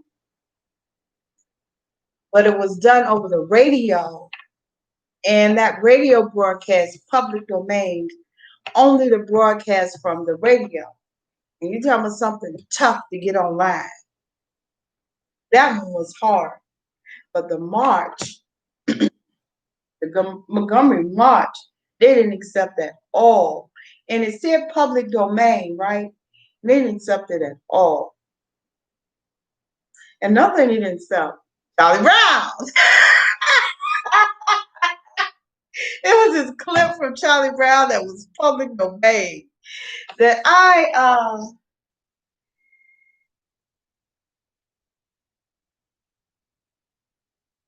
yeah, they do that. This clip from Charlie Brown that I got from public domain that I was trying to put up there that said it was public domain. I got it off of the archives. I got it out the archives. And when I went to put it on YouTube, they said, no, we're not going for it. Charlie Brown, that clip of Charlie Brown is not public domain. You can't. I love Charlie Brown. Well, it's another clip up there that they got public domain. It's Mickey Mouse and Minnie.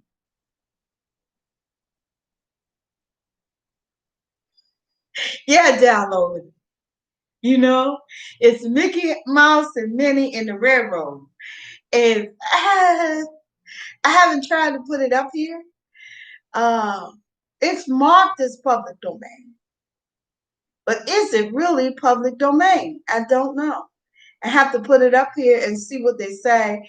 And I have to get the connection to it, the link, to make sure if YouTube say, hey, this is not public domain, somebody just put it in there, falsely put it in there and called it public domain.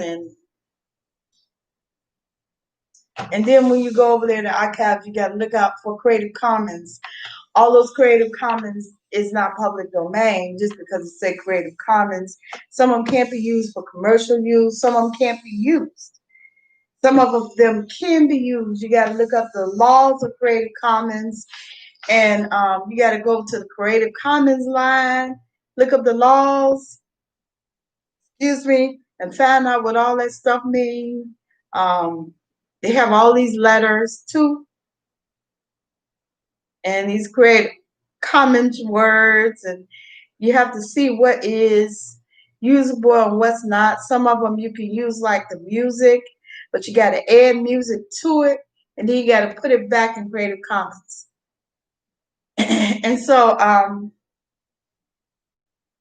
when YouTube asks me what do I want, after I read and find out what Creative Commons is, I decide I just want a YouTube copyright. What you want, darling? A YouTube copyright. Because Creative Commons can be confusing. And if you go to the wrong one, then your work is public domain. And then if you pull one down, they could tell you to put it back up there because, they could tell you, you can't use that because, it's it's non-usable for commercial. It's not for commercial use. The moment your line go to sale, it's going to be, unable to be used.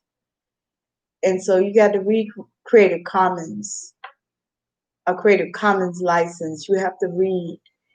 It's not like copyright. Copyright, everything you get copyright means the exact same. But Creative Commons is different.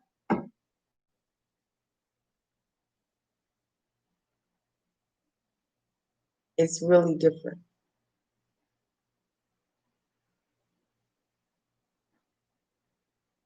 And so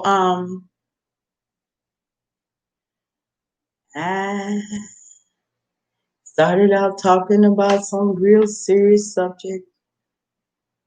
Yeah, but I have a what kind of mind? Uh, um,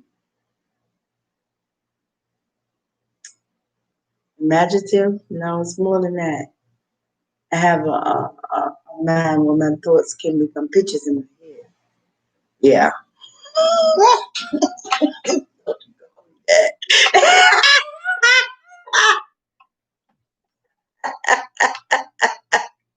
Don't you call me that at all.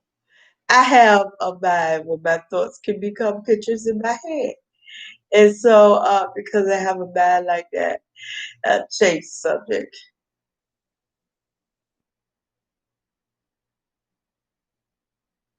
For real, real.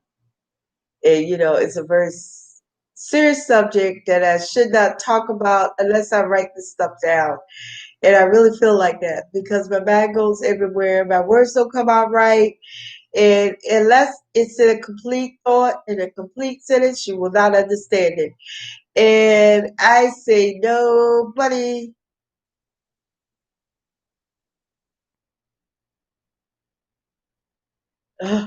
Oh my God, excuse me. That yawn just came out of nowhere. What time is it? God, I've been sitting here talking for only an hour. Oh, I must have. Oh, yeah. Oh, yeah, y'all. We got a new president. We're changing clothes. We're changing clothes. We're going to be different. We're going to be a different country. We're going to be a different nation. Expect difference. And hopefully, we will not have a repeat of the 30s. Expect different. We're changing clothes.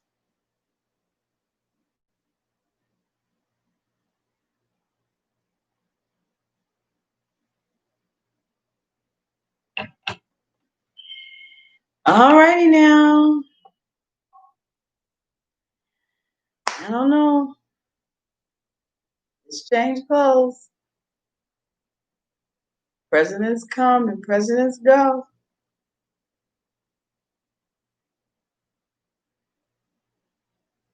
And we know how they go. We have to hit some. Nixon, Eisenhower.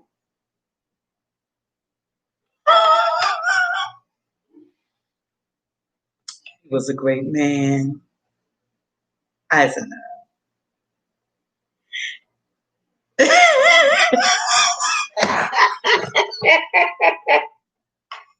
He was. He was a great. Is that man that hit all those books on everybody? He had all these secrets, all these investigations. But he was really a great man. You know, I'm not saying nothing negative about him. I don't know which one it was. I think that's the one with all those books on people. And which one started the friendship with the Al Qaeda? Oh my God. I found video footage of how long they've been friends with us in Iraq or Iran. One of them that recently fell, that the people, right, I don't want to talk about that stuff. It's like, well, one of them with yeah, all the way back before,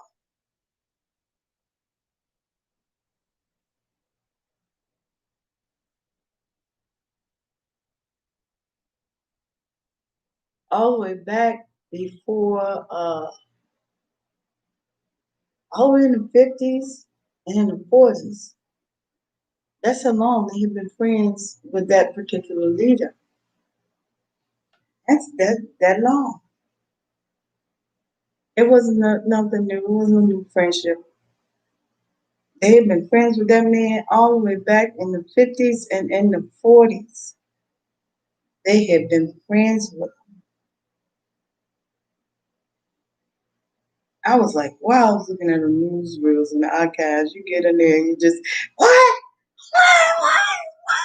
I don't look at all that nudity and stuff they put in there. I mean, you don't know. A lot of people were trafficked in my mama's generation.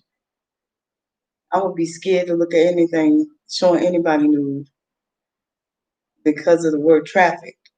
And I would feel like I'm sitting there looking at somebody being done something to. And no, nothing happy there. It's not happy sex.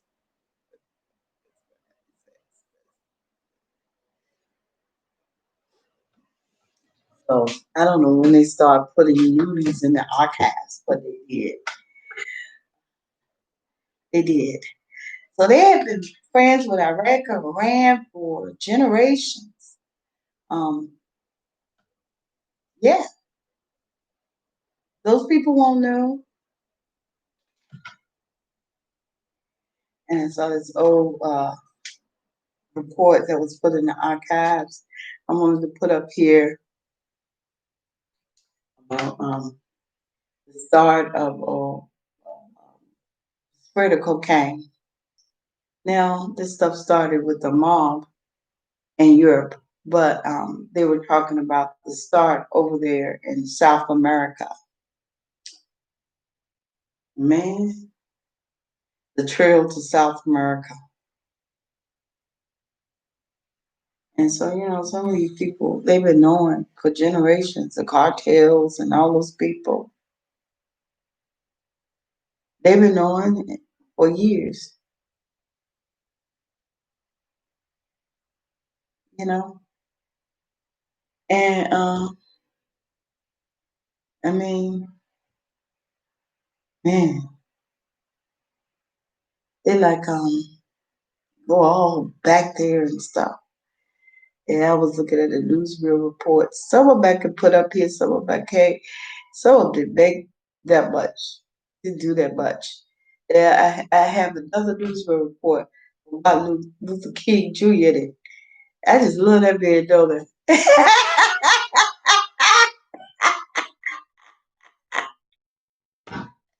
I just love the abolitionists. Yeah, he was an abolitionist. He was peaceful. He was an abolitionist. Everybody did. I saw my sister generation up there with him, and their kids born in the 40s. And I'm gonna show this stuff to you. And I saw them marching with him, and they wanted him to change the draft. They already got the newsreel reports on my line, so I don't think I'm gonna get slighted for showing it. But yeah, the archive stuff I gotta be willing to type in, and sometimes I have to be willing to take it down, take out what I got in the archives and put it back up there, put it back up differently, all that kind of stuff. Because you go look at there and it's in public domain, then we come over here and say not public domain. Like I thought that what stuff is in the public domain, it can never be sold again. I mean, you can use it, somebody else can use it, somebody else can use it, somebody else can use it, somebody else can use it, somebody else can use it, and we all can use it because it's public domain. We can't do that with each other's video because we have a YouTube copyright. So if we got 10 videos up one, or 10 views of one, or 5 views of, we haven't made the 2000 list yet. We haven't become money rise. That means our work is still copyrighted. You still can't use it. Because you get a copyright, it's a copyright. It's yours. You get on YouTube, you get a copyright. Yeah, I use some people information sometimes when I'm explaining stuff. And I know I'm only supposed to use 30 seconds of it. Yeah, real. 30 seconds. But some of the stuff I use, I went overboard. Not even a minute. Yeah. Well, you know, some of the stuff, you can't use other people's material on your line.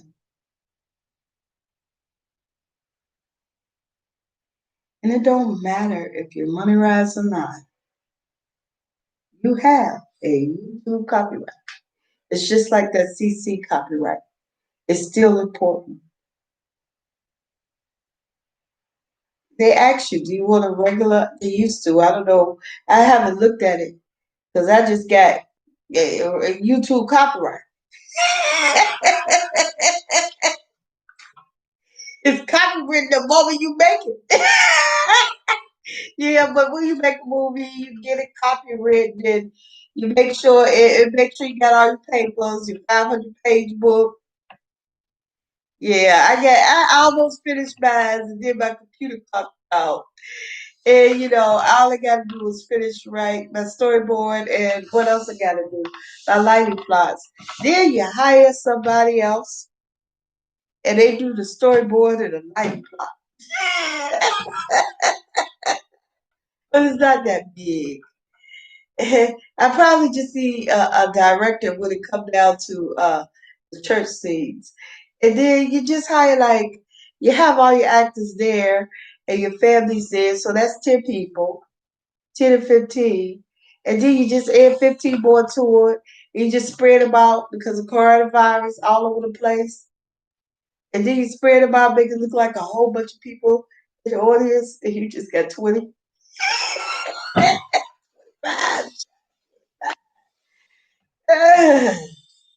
25. But really, I have to get busy because I had all the papers, for people to sign and permission to use your I had all the papers, and now when that computer broke down, not broke down, my cord, something wrong with my cord. I thought something was wrong with my computer, and then the Lord showed me there was nothing wrong with it. It's just your cord.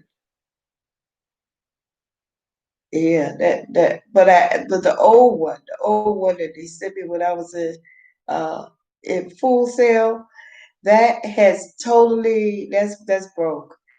I hit it in a plug, right? And the power surge came and just I didn't know it was thundering and lightning. And that place I lived at, the apartments I moved to, it can hold some electricity. And man, I was sitting up there and I was working on something. I don't know what I was working on. I was typing something or working on something or just searching the web. And I was working on something and I didn't realize that it was a power surge. And the power surge came through there and blew my computer right out. And I realized it was thundering and lightning. I looked, I said, wait a minute. And I couldn't even, and I kept saying, just like I've been saying, I'm going to get it fixed for the last 4 years. I went away to school, came back home, stayed home for 2 years. And I'm still looking at the computer. No, I'm going to get this whole MacBook Pro fixed. Because it got so much information on it. And one person said, well, we can pull the information off of it for you and put it on, and that's $100. And then it's $39 for the board and probably $100 to get it fixed. And then, no, I can let you fix that and have another computer. It's old though. I don't care. I had one computer so old, I still got it. Her computer come from the 90s.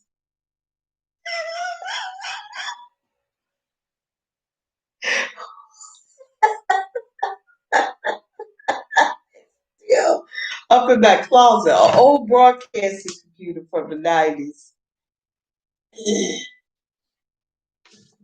Yeah, people, I found out I have a not a fake radio station, not the ones where you just make a list and then you got a radio station. No, I got a real radio station with Apple.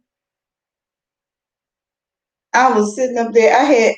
I'm sorry, I had applied for a radio station a long time ago, and I had applied for a radio station a long time ago,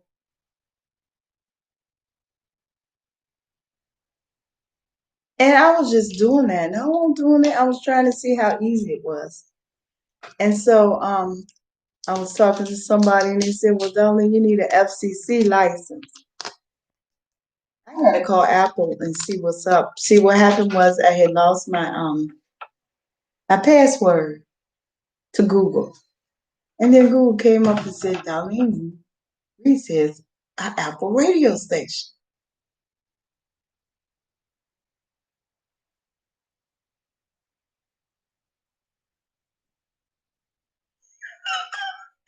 If I done not a talker, I better get up and talk.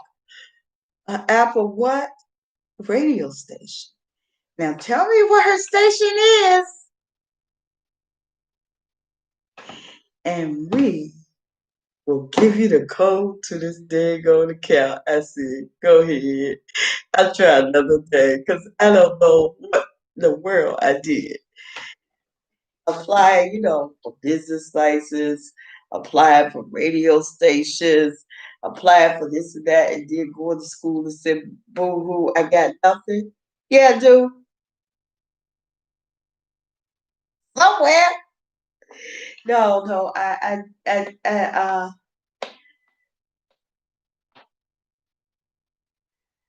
just got to look into it just to find out what's really going on. Because I don't know.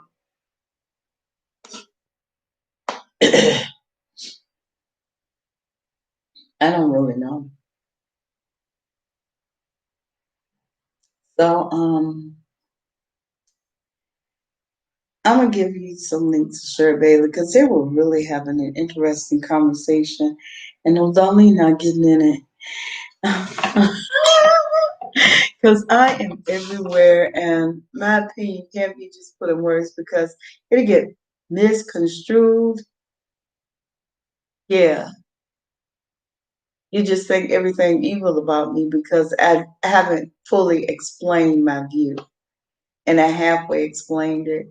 And I said 10 words here and 5 words there and 6 words there and 8 words here. And oh no, no, no, she feel like this. She feel like that. No, you do. You feel like that. Really, you do.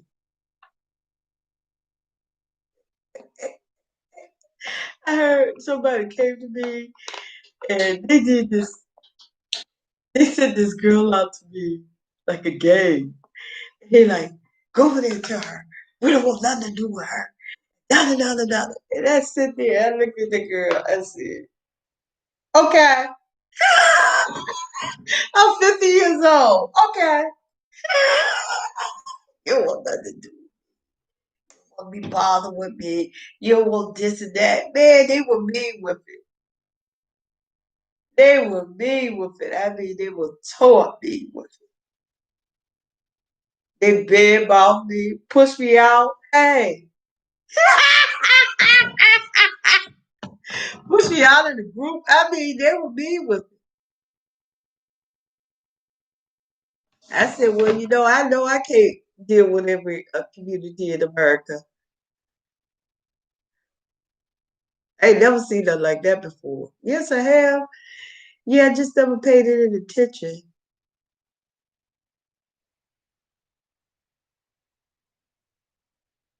I just never paid any attention. That's the thing about me. I feel like I live in this fantasy world sometimes that's just not real. I really feel like that. I feel like when I was young, I was in a total fantasy land. But, God is real. Love is real.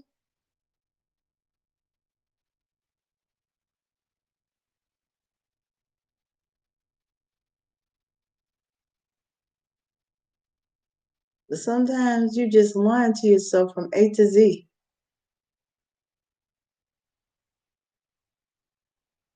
And you don't recognize that you just lying to yourself from A to Z.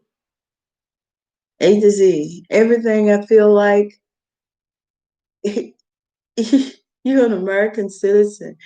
Why can't you do that?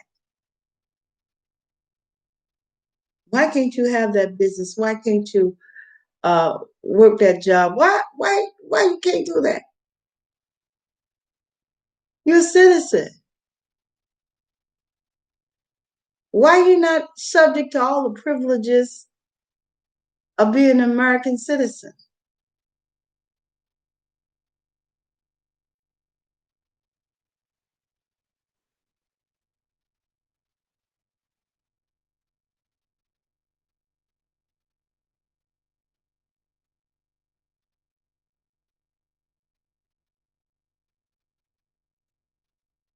Why? The pursuit of happiness, marriage, a house, a car, a business, a job,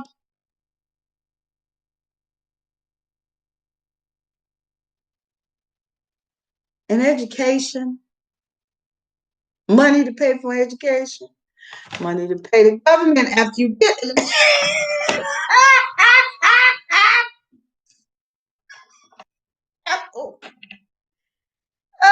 Oh, oh. Money to pay the government after you get an education, right?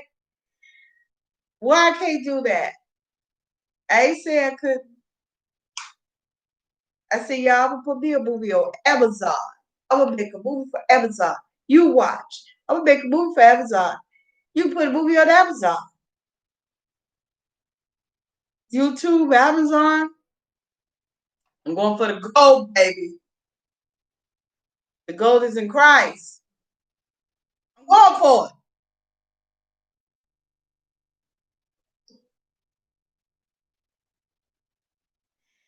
Going for the gold, baby. Some of the I can'ts aren't real. I'm telling you. You'll find that out later on in life. Don't do that. Those I can'ts are not real. Don't let them become real.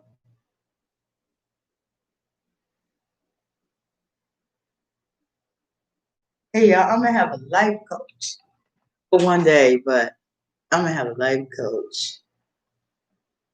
I am going to have a life coach because I really need to talk to somebody that could talk some sense in me and tell me I can. And I know God said I can, but I need to hear your voice. I'm going to have a life coach for a day. I might have I'm going to have a life coach.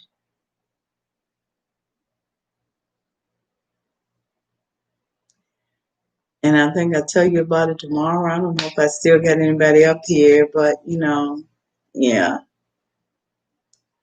Uh,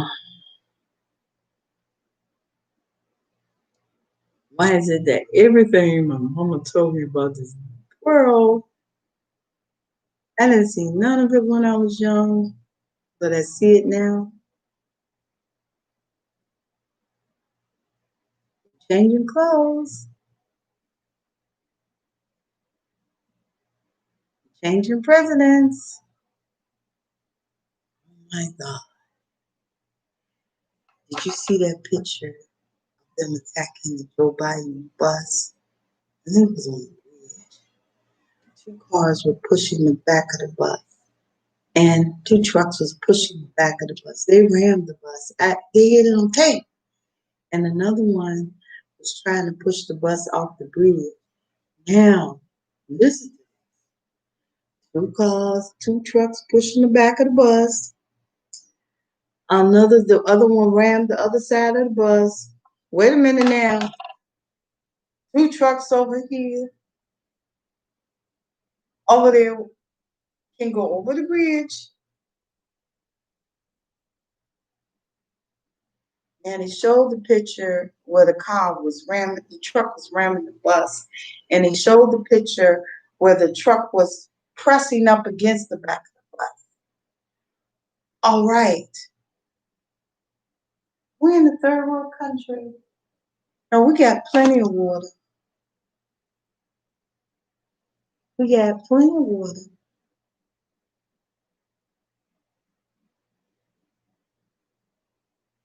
Farmers can sell food on the side of the road. We'll buy it. You better believe it. We got plenty of water. We got so much water, we could spread it around the world. Well, the world got plenty of water too, but they won't dig for it. People won't dig for water for them. Some parts of this earth is really corrupt. You know what I mean? They're really corrupt. They're so corrupt. The people got no rights. All they do is make war 24 hours a day. In some areas are safe, in some areas aren't. Well, that's kind of like America, not that bad.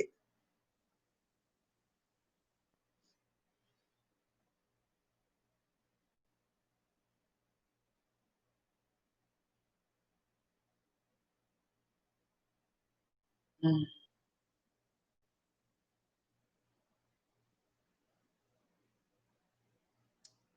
I'm just having a good time talking and laughing and talking about things that just,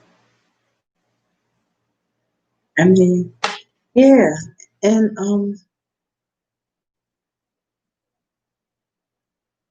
there are no casualties.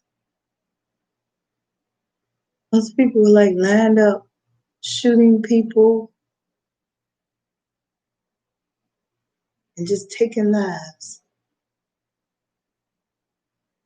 over things, over things, over something you got insurance on and you're gonna build better. all the equipment showed, everything showed. Remember when the young people were saying that they had like plants out there, um, the racist groups, yeah, all kind of plants out there. That was before, and you sit up there and talking about a man here running to the crowd with a baseball bat, doing a lot of horrible things to the peaceful protesters. Yeah, and then on TV you saw a commercial. You heard about it. Then on TV you saw a commercial, and they threw the man in the back because they're angry over a bill. I mean, they were like laughing, making jokes in the commercial about how many black people they were killing. And, you know, right, man.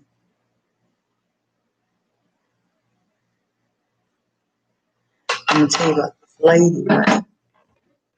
I had to, I had passed.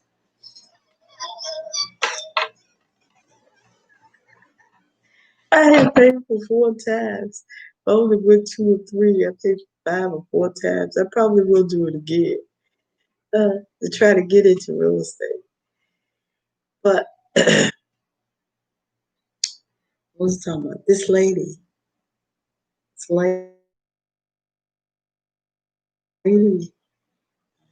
she was a dancer at the theater, and she was teaching real estate.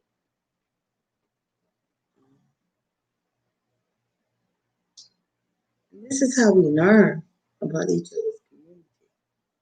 And she was from my mama's generation. And I know the African American community, racialist community, and somewhat the abolitionist community, and somewhat about the Caucasian racist community. But yeah, they too mean. Too mean for me. And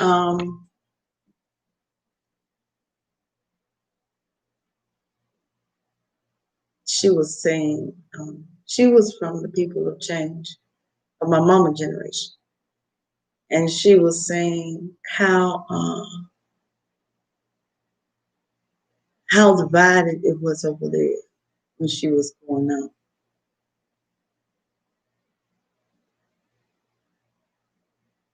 Real bad.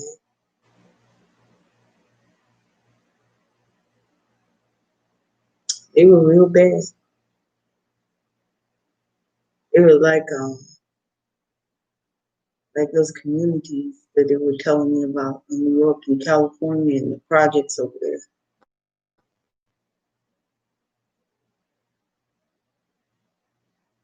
They were really divided. Color skin, color hair, color eyes, shape of body. That I knew. But they hit another division. I know they didn't like Hebrews.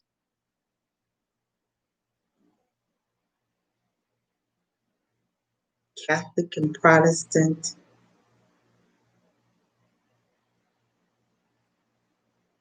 Catholic and Protestant. Is this the Dark Ages? Catholic and Protestant. And then I heard on TV, I really didn't understand that blonde-headed hatred, red-headed hatred. I just tried to, you know, understand it. Like light skin and dark skin hatred. But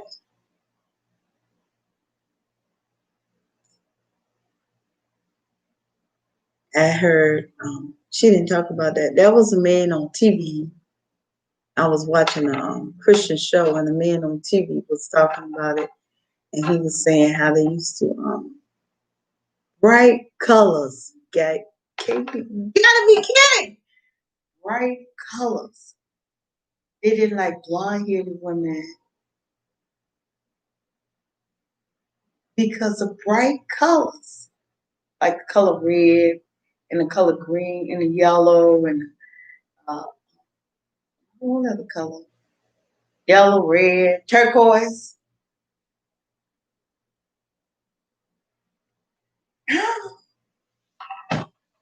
I did hear him say that. Bright colors. I got blonde wig. I just haven't worn it. I got a blonde wig. Yes, I do. Bright colors. I am not lying to you. I heard him say it up there on the. I was watching one of the gospel shows, and he was talking. He said, "Yeah, yeah, yeah. We didn't like women because their hair was too bright." And I heard this African American man say, "Bright eyes." What he said about bright eyes? He said, "Looked at me and this girl, and the girl she had bright eyes, and her eyes was more light brown than mine, and her eyes was like light brown. Mine are brown. Her eyes were light brown." And he said, "I'm looking. He's looking like that. Get your dog." I said, "Oh my God." I was like, "Can I get out of here?" I want to keep the job and said, "But calm down, darling. He don't seem like he gonna do anything. He just talking his hatred. And he'll seem like he won't do anything. Just want to tell some bright eyes, you'll catch you a dog and all that kind of stuff." He just talking his hatred. He didn't seem like nobody that's going to do anything about it. And I just sit there, I said,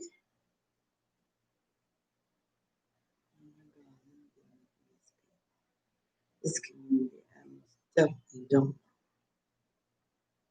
And I'm going to get out. I got a crazy man sometimes. I kept working the job. I didn't leave. I didn't leave. I didn't leave, I didn't leave. It's not funny. Yeah, but me thinking about how to get out of there was because I was not leaving my job over somebody voicing this hatred. And so I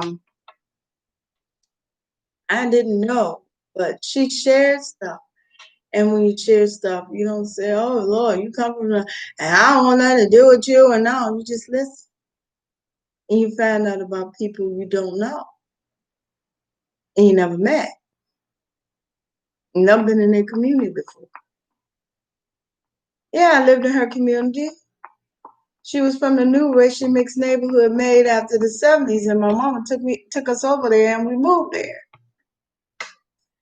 So I lived in her community. I knew who she was not until she started talking. And I knew who she was. And she was dancing at the American Theater. And my mama kept telling me when I was young, she said, "Darling, go over there to the American Theater. And they're not racist. Go over there and learn to dance because I love to dance. And if you go over there, they will teach you." But I was just so, I don't know what kind of yuppies. That's what my generation was called. That's exactly what I was. Yuppie.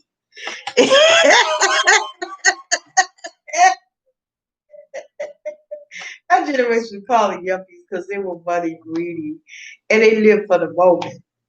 And they never had a high savings. They go spend their savings. And so they lived for the moment. So they were called yuppies. Yeah. And then they try to call us Generation X. Generation X came from my sister's generation. They were born, during that time. My sister's generation. Y'all, I don't know how much of this is going to be up here. And I'm just surprised I'm talking like this. And I've been talking for 2 hours. I want to talk about that turtle, but my mind, when I start talking about what he was raised around, and I can't go all out because, I was eating food. And like I said, I get images in my mind. And, I'm talking. And then I'm getting these images in my mind of how horrible that turtle lived and how horrible the people were behind him. And the people believed in the Bible and the gun and the sword. And they all got that same view. The whole fall. Everybody. The slave master and the slave, because that's who they've been taught by. This in this preaching pulpit. I know I told you this story before. Up in Virginia, this preacher in the pulpit, a bishop. He was talking about how he grew up, and he was talking about Upper Virginia, and he was racially mixed, and he talked about how it was the slave and the slave master, both of them gathered together, and they brought any baby they thought was racially mixed, African American, born with blonde hair, African Americans born with blue eyes, all this stuff, and made a bonfire. That was done by the slave and the slave master. You understand? They got the same view. They don't like racially mixed people. You go around the black people, they don't like racially mixed people. You go around the Caucasian people, they don't like racially mixed people. Blonde hair. You go around the African Americans, they don't like African Americans who wear blonde headed wig. You automatically considered bad girl. And then the people with syndrome who believe it and race like that, what did they do? They go get a blonde wig and flip it. This blonde hair gonna transfer you to something evil. It's unreal. It's not gonna transfer you into nothing but a black person with blonde hair. It might be real, it might not. You might have got it. You might not have.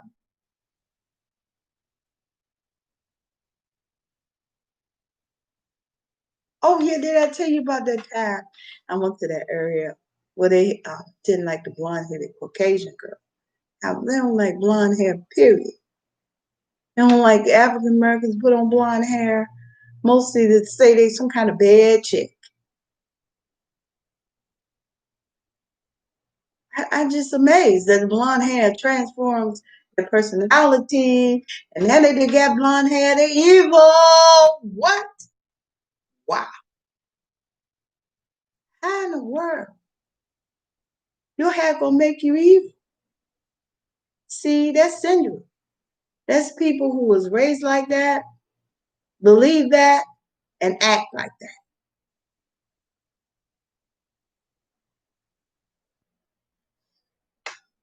So, what was I telling you about? I think I told you this story. Story time. And so I went into this town, right? And at first, and I had a little bit of blonde braid in my hair, not that much. I had cornrows and, it's a little blonde braided in it, which I want to get my hair braided now. And yeah, I do. And I had like a little bit of blonde braided in my hair. I had about 7 to 8 braids, maybe not even that many. And I walked into this town and people were looking at me. I thought maybe I didn't dress right, maybe this, maybe that. Maybe I'm not dressed good enough. What is making you look at me? And I went. We went to this restaurant, you know, and it was a group of. I figured it was blonde hair, but I didn't know it was that bad. And it was a group of African Americans, and they had like autumn hair, blonde, red, and orange. It was a style on them hair. Blonde, red, orange, like the leaves. And so they were all sitting around the table. It was bright. They were all sitting around the table and they were singing gospel songs. And I felt like the Holy Spirit, oh, yeah. Said, look, darling, it's a sitting. A what? A sit-in. You know, these stage sit-ins in the 50s.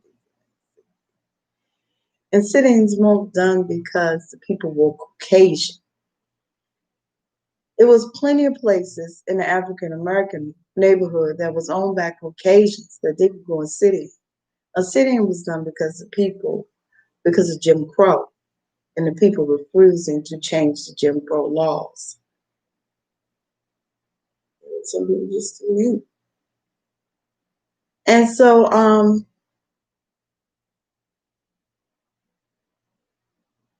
I sit there and I didn't understand. And I said, next time I'm wearing my blonde hair, and I don't give a dig on what they say about me. And then I came back to that city again.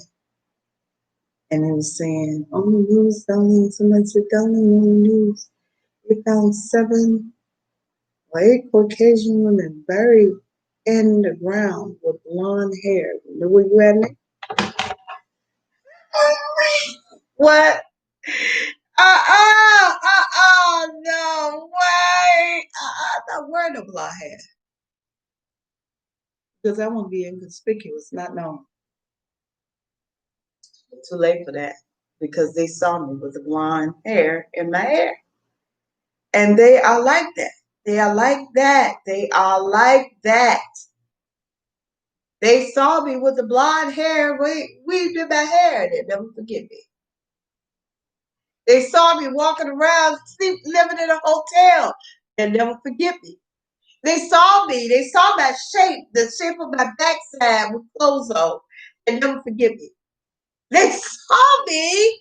I hit on that red wig. They'll never forget me.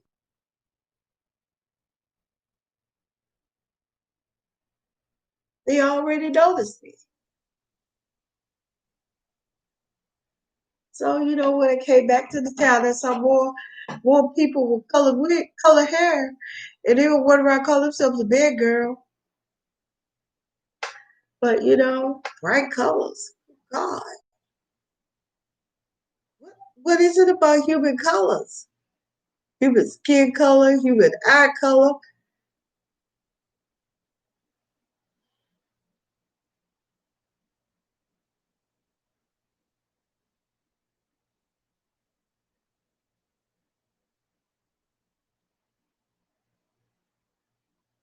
Where you live at.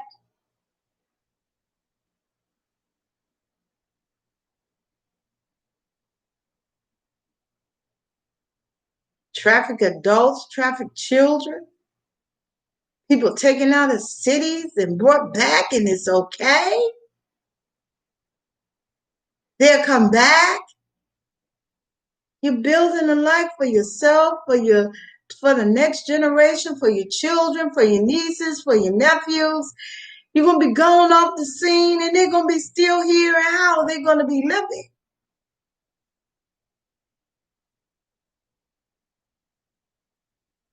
We all get poor. Sometimes not everybody. Sometimes people go through hard times.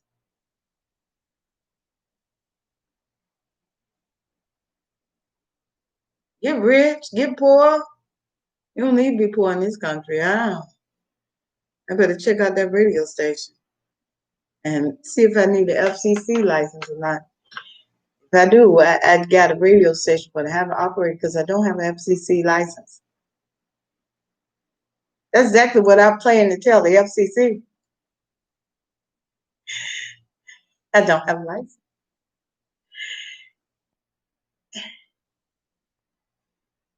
It's hard to face the truth.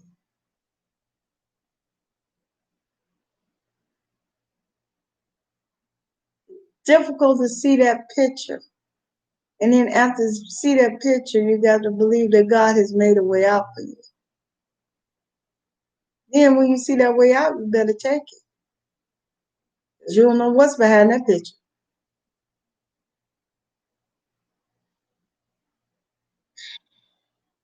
Just the reason. And the real reason is because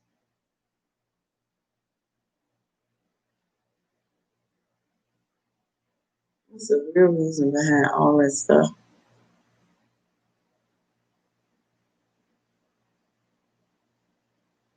What is the real reason behind all that?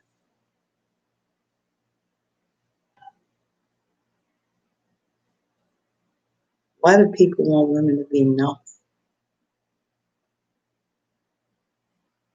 Why they want the rape of them to be known? Why they want the destruction of children to be known?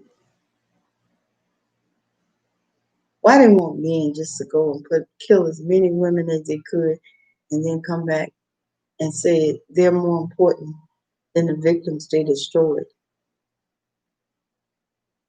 Why they cheer people being raped and murdered? What in the world? Why is dark web video allowed in the movie?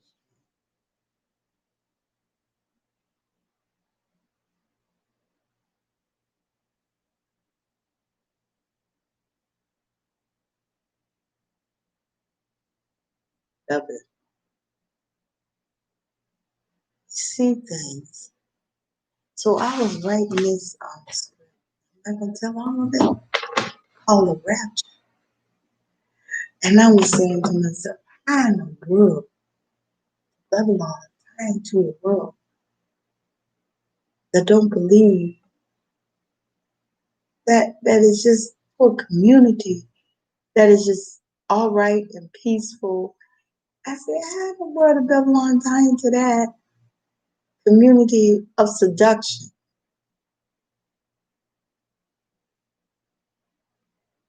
You know, in traffic areas, Babylon ties into them. When you come to the community of seduction, they're fighting everything. They don't want nudity. They don't want prostitution. They don't want, yeah, they don't want none of that. And when you come to an area where people are really just seduced, you know, the women are different. They have more confidence.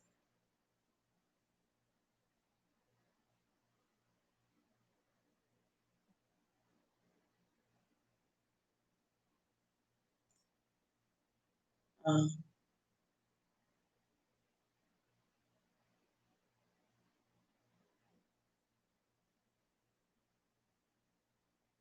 this isn't all about relationships, but it is about relationships because the devil uses the idea of adultery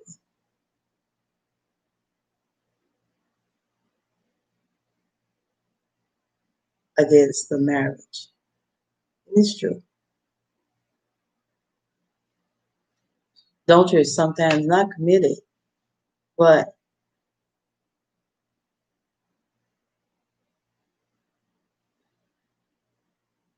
I don't know what it is. People are raised differently for real, y'all. You're not living the Newport News.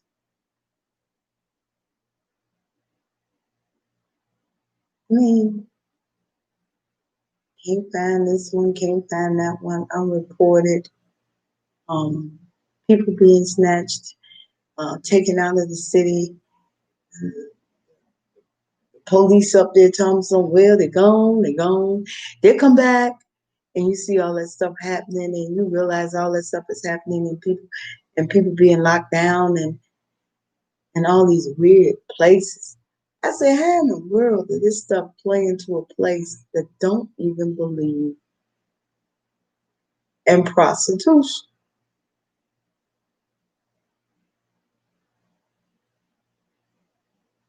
They don't let it happen, and they fight against rape, and they fight against the rape of women. And I don't know how in the world. So I thought about this thing.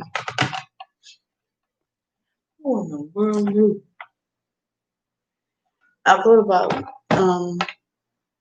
what I was going to write. Because Babylon is a difficult one to write about. And so, and you talking about an area of seduction versus an area of trafficking,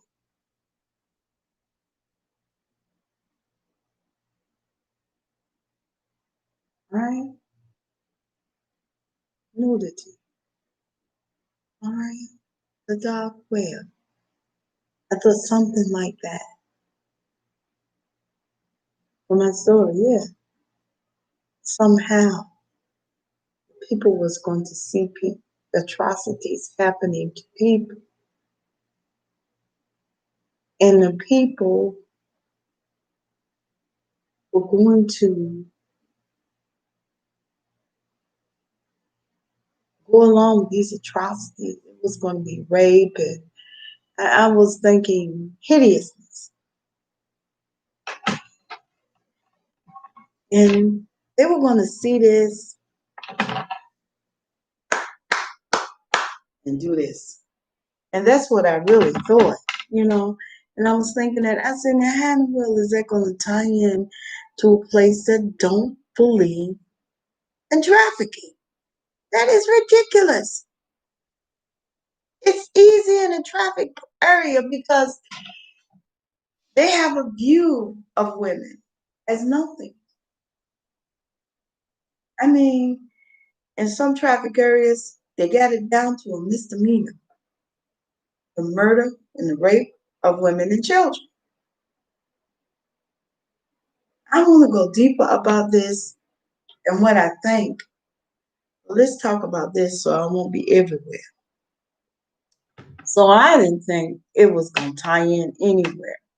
And then the atrocities I had to talk about.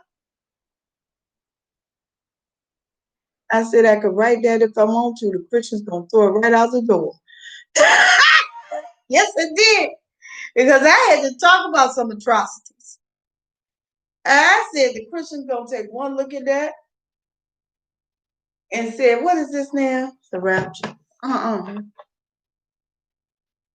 You nasty. Am I?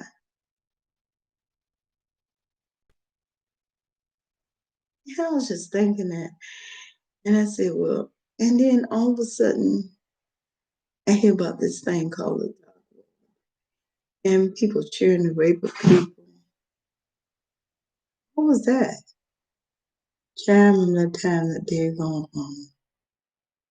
tree fell on my house, fell on this apartment. Wait a minute.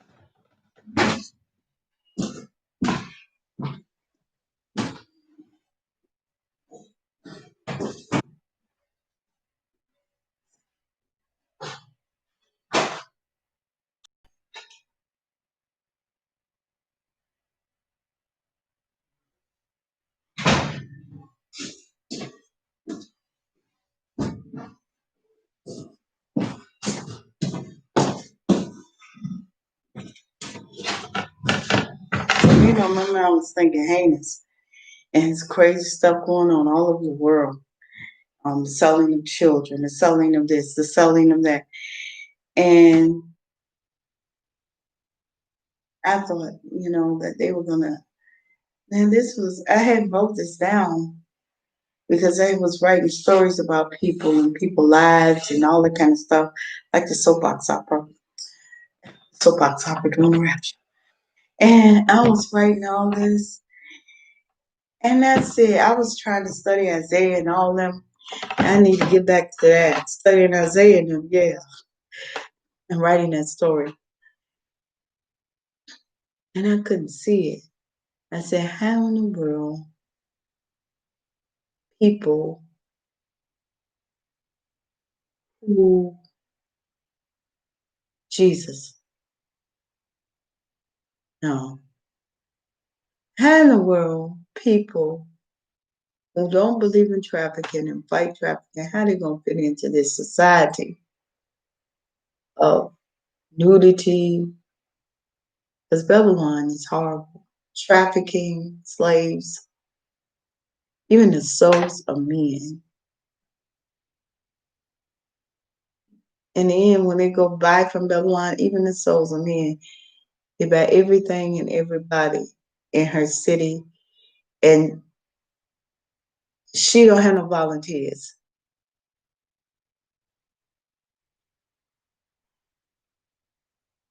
Ain't no demon gonna protect you, so don't think they are. And so she don't have no volunteers. And I was just wondering, how is an area like that gonna fit in the traffic field? I just didn't know how it was gonna work. And so I started thinking about video. And I remember when people were fascinated with rape. That was when I was in my teens. All they had was rape video, but not real rape. I don't know what was going on, but I don't think it was real. It was supposed to be not real. It's supposed to be Hollywood stuff. You know, this is global. Have mercy. I'm not horrible. So let's go away from there. And so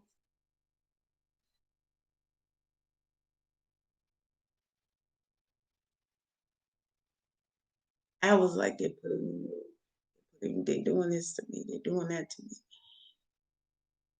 I believed it. I believed it. I kept saying, when you have a mental condition, sometimes people be fussing at the walls and all that kind of stuff, and nothing's going on. And they talking about they watching me and all that kind of stuff. That's that fear. That's the shadow people. And so I believed it, but it was like a momentary thing. And then I would say, no, that's not happening. I'm just going off. And so the dark web, people started telling me about it, and I had forgot that I was trying to in a script. I wanted to tie it all in so somehow, and they start cheering the rape of women and children and the killing and murdering. Reality. This stuff was real. Underground video was far away from me, as far as I knew. Underground video. That was what that stuff is. And so I said, oh yeah, the underground, and then America gonna cheer underground video. Are you crazy? Yes, they do. Watching rape and murder on the dark web, and rape of little children, and murder of adults, and murder and rape of women, and it's a lot to this. But I'm just trying to stick to what I was thinking, that the world was gonna get seduced by rape and murder. That sounds horrible. Of women and children and men too. And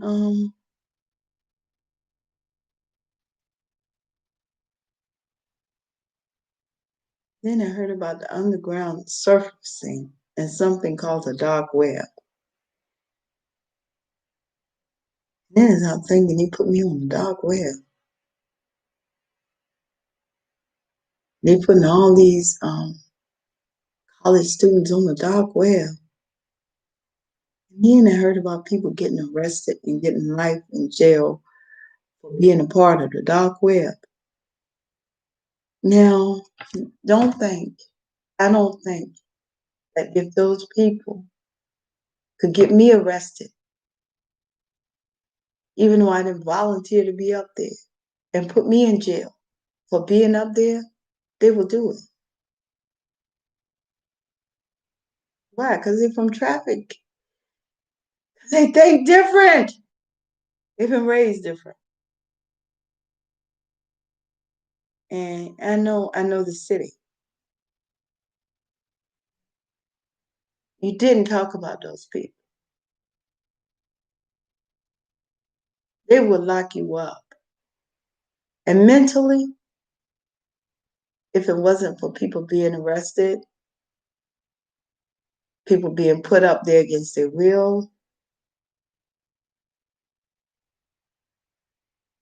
they would just arrest the innocent, the ones who they were investigating and they put up there.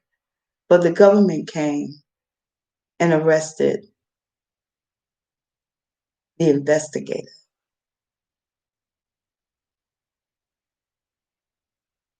and not the investigated.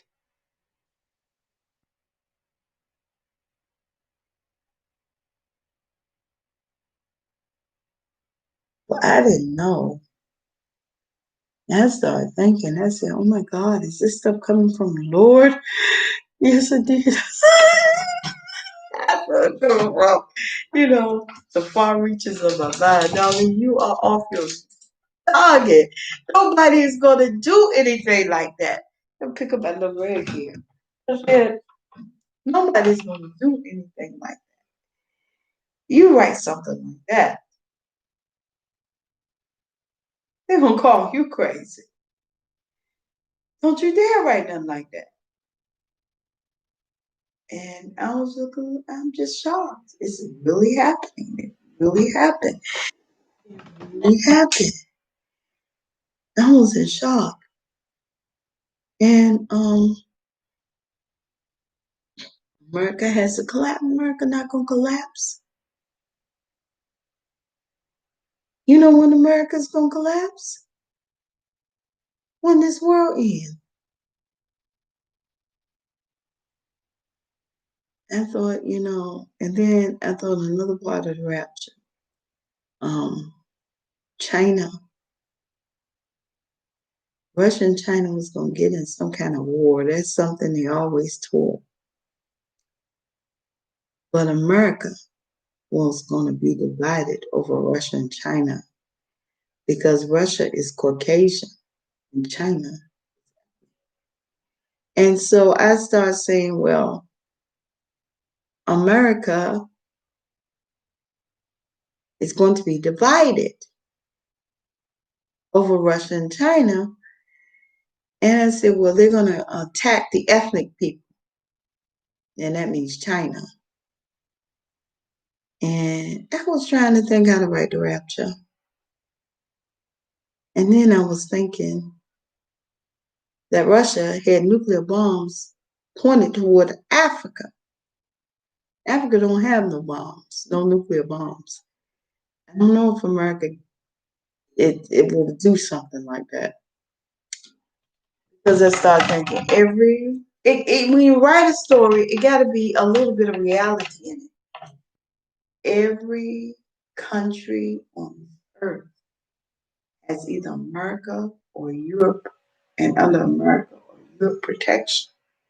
They got nuclear bombs around their shore, nuclear bombs in their country. All America and Russia running to protect them. That whole continent. It had one nuclear bomb in it. And I think those people found out some kind of weird thing was going on, and he was the Libyan. Yeah, he was really suppressing them. They found out some kind of. I kept thinking over and over again. They found out about that bomb. Somebody told them about some kind of weird thing that they doing over there. I kept thinking that I did. What is he doing? Got some kind of something that will destroy everything. Uh-uh. I don't know. But they say he was really atrocity. He was doing a lot of atrocity. That's another one America been friends with for years. For years. And when we change presidents, we change communities.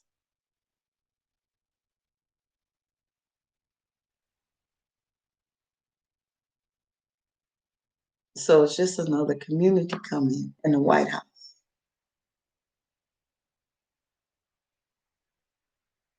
That's all that means. It's another community coming in the White House. And this community is going to bring their values. In the other community, what theirs.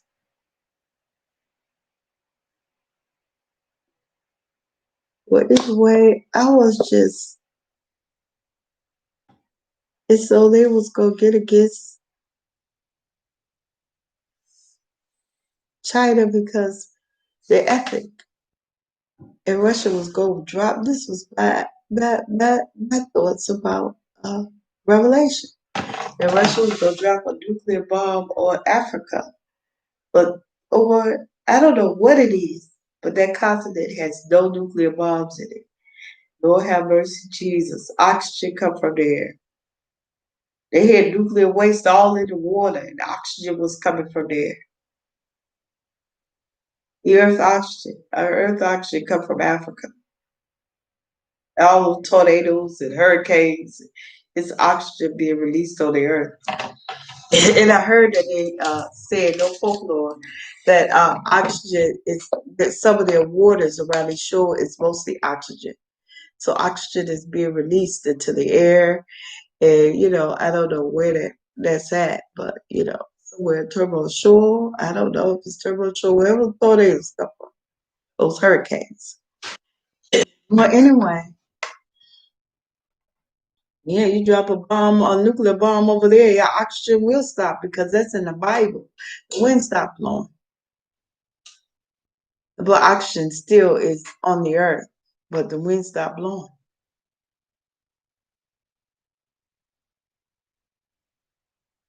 You know? That's what the Bible said. I said, yeah, invest in solar. Invest in solar. Yeah. Windmills. Yeah. Kinetic energy. Invest in solar. So I don't know how this stuff was gonna play out. And I was confused about how to write it. And that part is just out there, you know? That part is just out there. And so then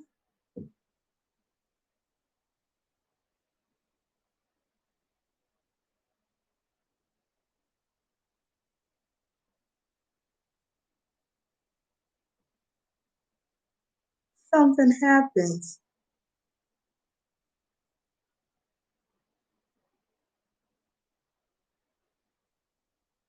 that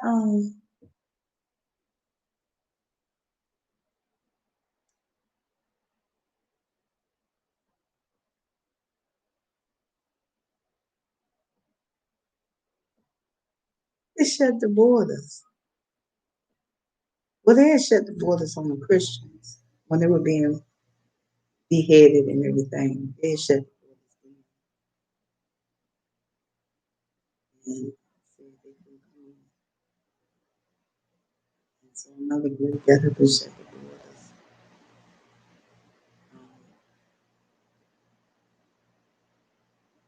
and they did something that I only heard about, like the slaves that were forbidden to marry. And I was looking up slavery. I was just looking up pictures. And I saw slave pens where the children were separated from their parents and put in the slave pens to be raised by to be raised. And I heard about the farms that forbid African Americans to get married. And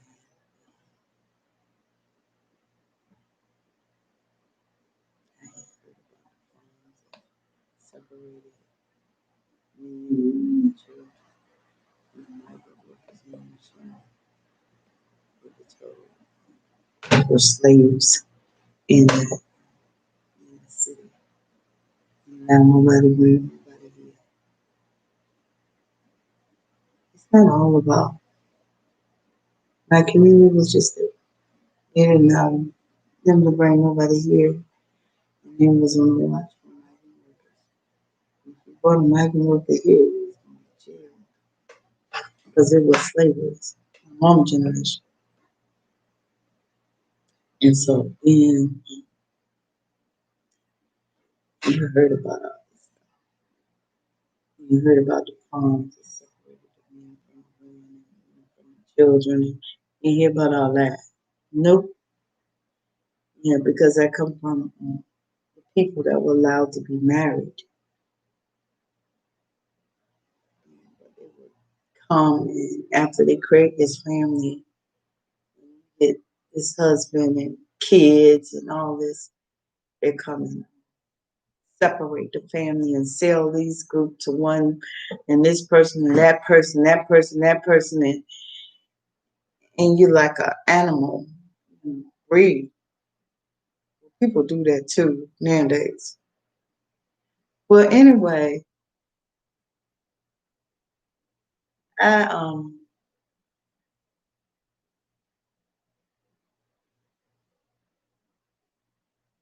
this man in the White House, they said they were closing the borders, and they started taking people, and they did something scary. They put the men in one pen, women in another pen, and the children in another pen.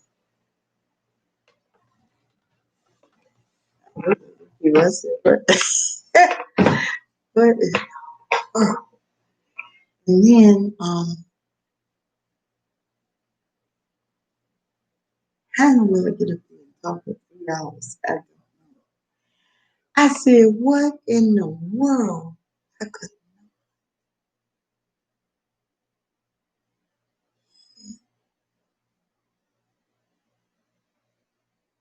believe it's true. What I was seeing and hearing. And I just sit there. I said,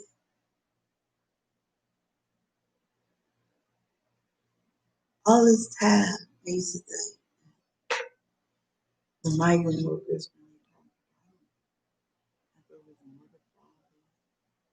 son and daughter, Virginia,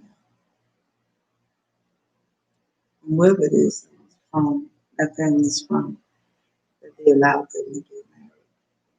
So one group was talking about um, how they weren't allowed to get married, and so they called it jumping the broom.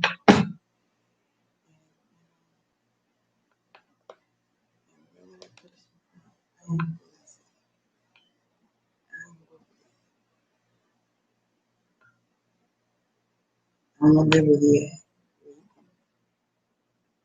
I'm black. Uh-uh. I have American. No. Uh-uh. You see that?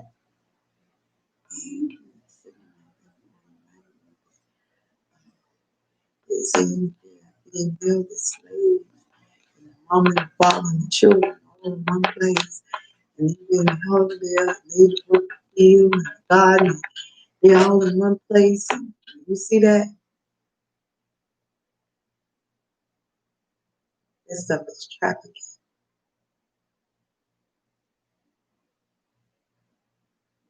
They come here to work and they're treated like that.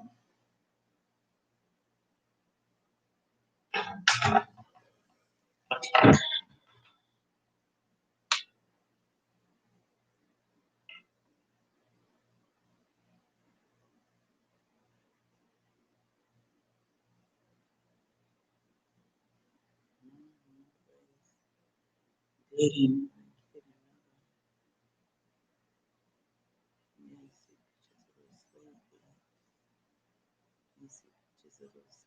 Children being raised.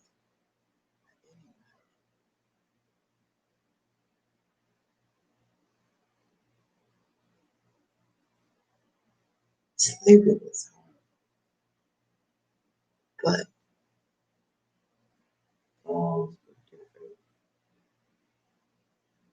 there were some things that allowed on some farms, weren't allowed on the other. But they did socialize. I tell you, they did. People who allowed marriage did the socialize with the ones who did. They probably did in the beginning, they did.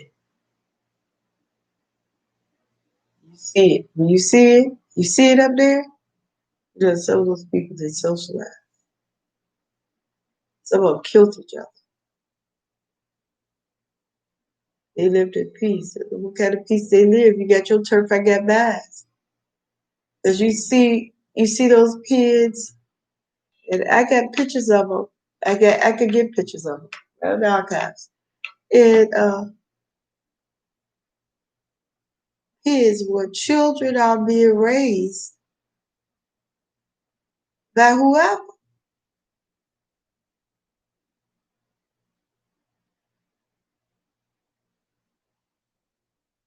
Then you go to another set of slaves, mother, father, daughter, all of them lived in the same place, and they were taken, they were split up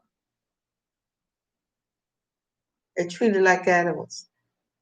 Then you go to another farm, and if you racially mix on many nationalities, they looking for you because they want to put you in a bonfire. Then you go to another farm, what the world? It's our environment. So African Americans understood marriage, but they didn't understand divorce. They on the farm, they understood marriage, but after they let them get married and have kids, they pulled them apart. That's where I'm from. They will sell the wife or sell the husband or sell the kids because this man needs a wife and that man needs and that woman needs and they need more kids and we got the same farm, sell slaves and all that kind of stuff.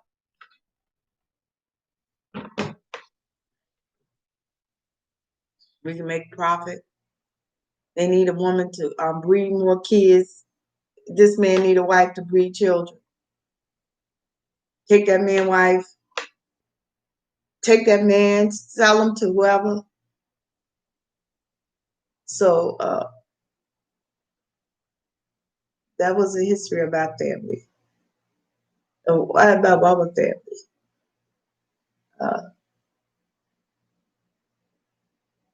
so African Americans did know about marriage in my family, but they didn't know that much about divorce. So divorce, what's a divorce?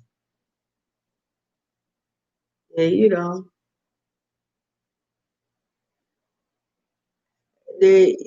well, Lord Jesus. Education is weird because, you know, if they were on a farm, right, they didn't get education. If they were slaves, and the people believed in them being slaves, it's all the way about Mama generation.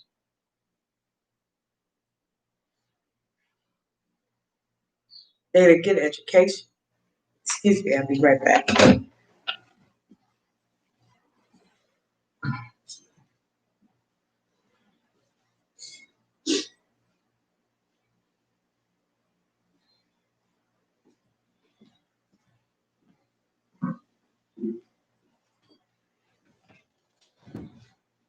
You weren't educated. All right, I was looking at Ancestry.com. I was looking at the census. No, I gotta go to bed. What the world? I was looking at the census, right? And the census,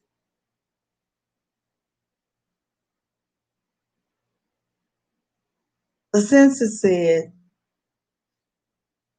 no school, no education. My Aunt Connie, she was 13. And the census hid down there that she was an out of work babe.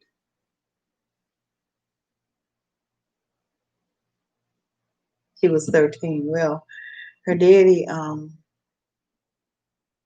had a farm, and so he wasn't gonna let her let them go work for nobody no 13. Cause he had a farm and it worked for him, and they didn't work in the field. None of the girls did. And when they did go to work, they worked as maids. Um,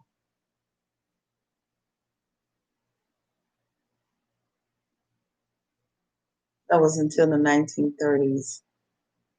And after the 1930s, when they came killing the abolitionists and African Americans and Native Americans, I don't know, it killed a lot of people. They I was talking about, oh yeah. Then my one of my aunts worked in the field for a while. And then she ran away and opened a design shop. My grandmama, she sold clothes at the kiosk. She had a kiosk and she sold leather goods.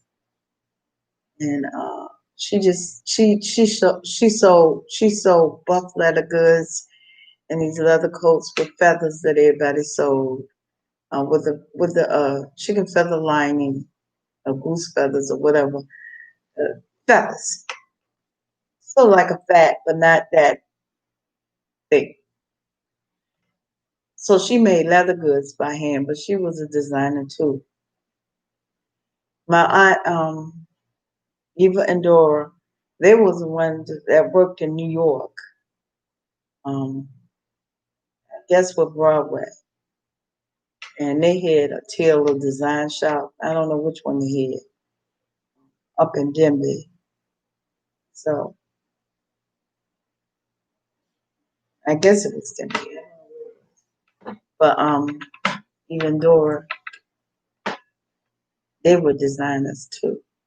They had experience working in Broadway, but they were trained, you know, to design in Broadway, right?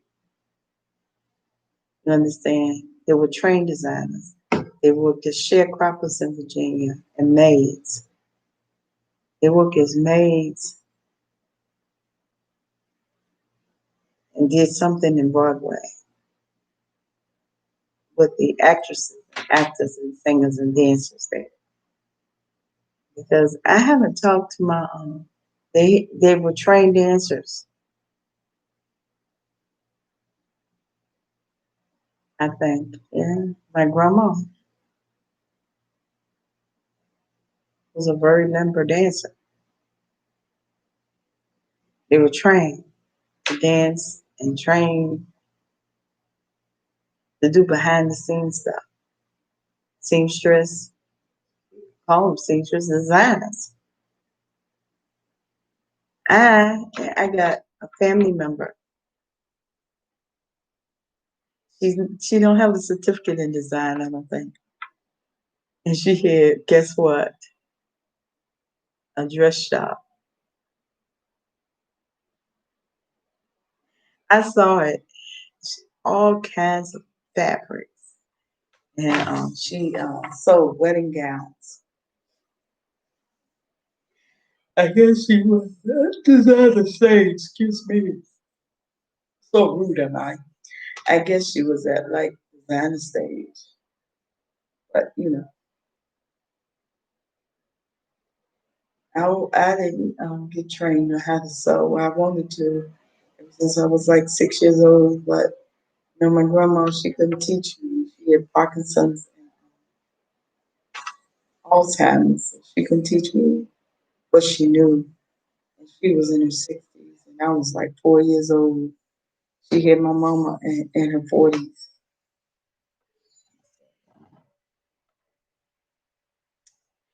But I had an aunt that could have taught me. That was me. Well, anyway, They lived a different life than we did. And I got really offended when they said they was gonna pull Gone with the Wind. You want to pull and stop the history and truth of what happened back then. She's happy being a slave. I don't know what they were. Some of them were.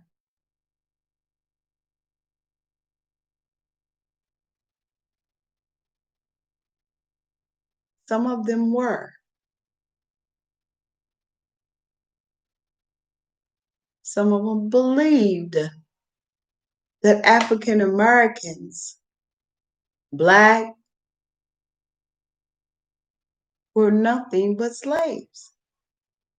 But when you begin to read about the horror slave, it was just the way they was raised. This man, right, from my grandma generation, when he first came to Newport News, he said he was a slave. He didn't want to know how to read or write. And then later on, he said,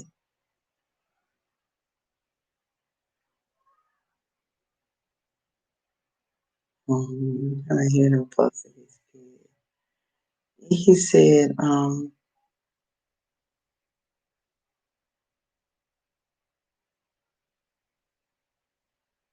he said, then he said later on, don't tell mom, because he'll make me go back to the farm.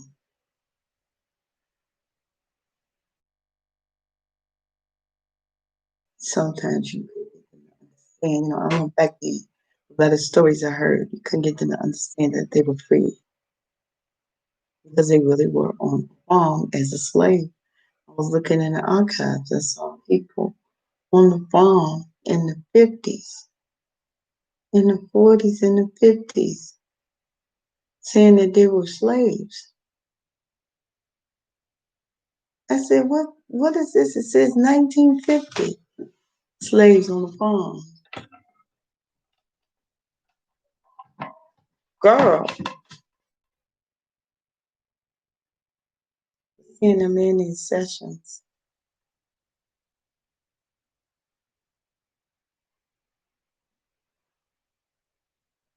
really made me afraid. It just brought things to light that I had heard of, but I had never seen. And, I heard of people doing that. And, I was told that, some of them were still here that lived like that, especially the 50s. Some of them were still here that remember people being on the farm. And people won't throw them off their land either, which is weird. Government tell people if you're living on your land, you got to be a portion of it and enforce it. I bet you they'll kick them off because they're not going to have no land anyway.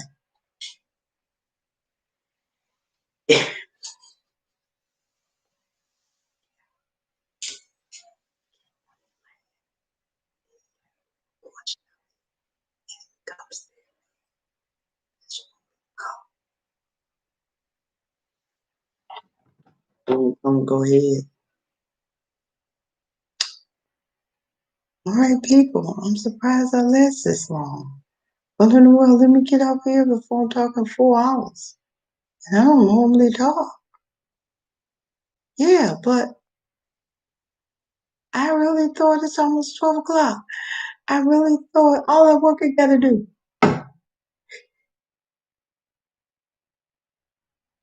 I'm getting off. I really thought.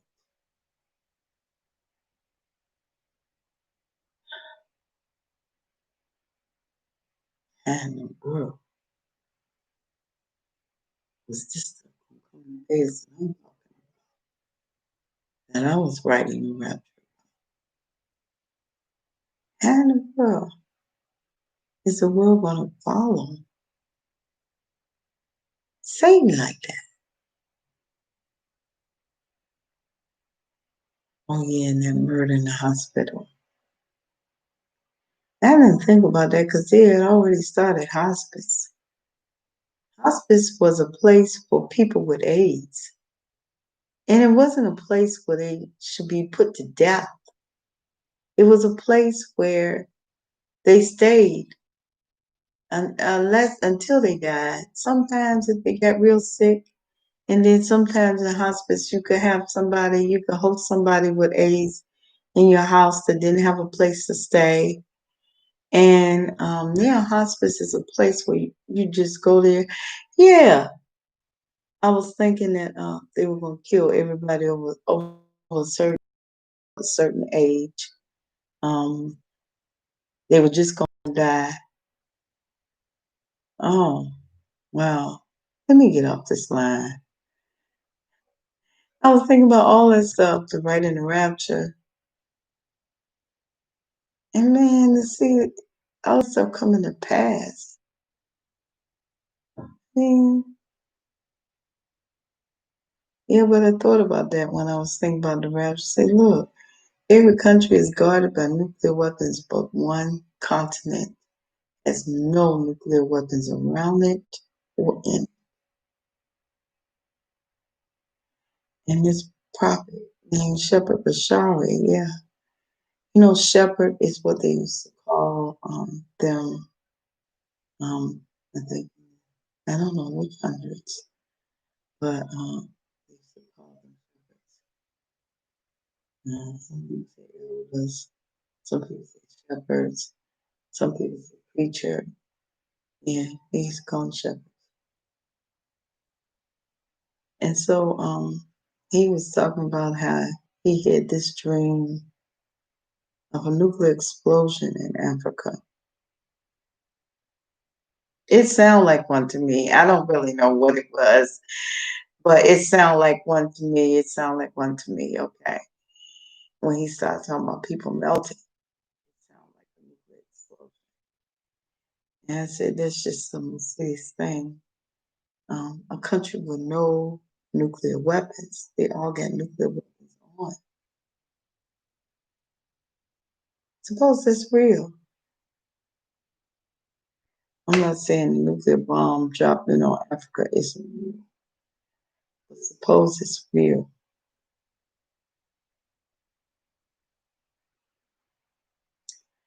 I don't want it to be real, but I just know. I'm beginning to say I don't know where that movie called The Rapture come from. So I didn't think it came from God.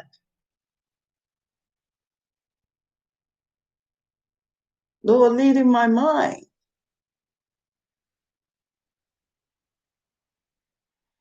Well, let me get off of here because I've been up here for 4 hours doing nothing but talking about some of the things I've been wanting to talk about. Some things I can't share because um, I have to write it out so you understand the full thought. But the rapture I'm writing, I got 2 plays finished. One I did a long time ago in the church called Sin, Trouble, and the Angel of the Lord. I rewrote it. Another one I did was about a girl who had been, now that one is incomplete, about a girl who had been trafficked. Um, as a child and how she was treated, how she was like treated. But y'all, let me get ready to go to bed. It is 11:56, and I have been talking for 3 hours and 25 minutes and 8 frames. Thank you. You have a blessed night. Bye bye.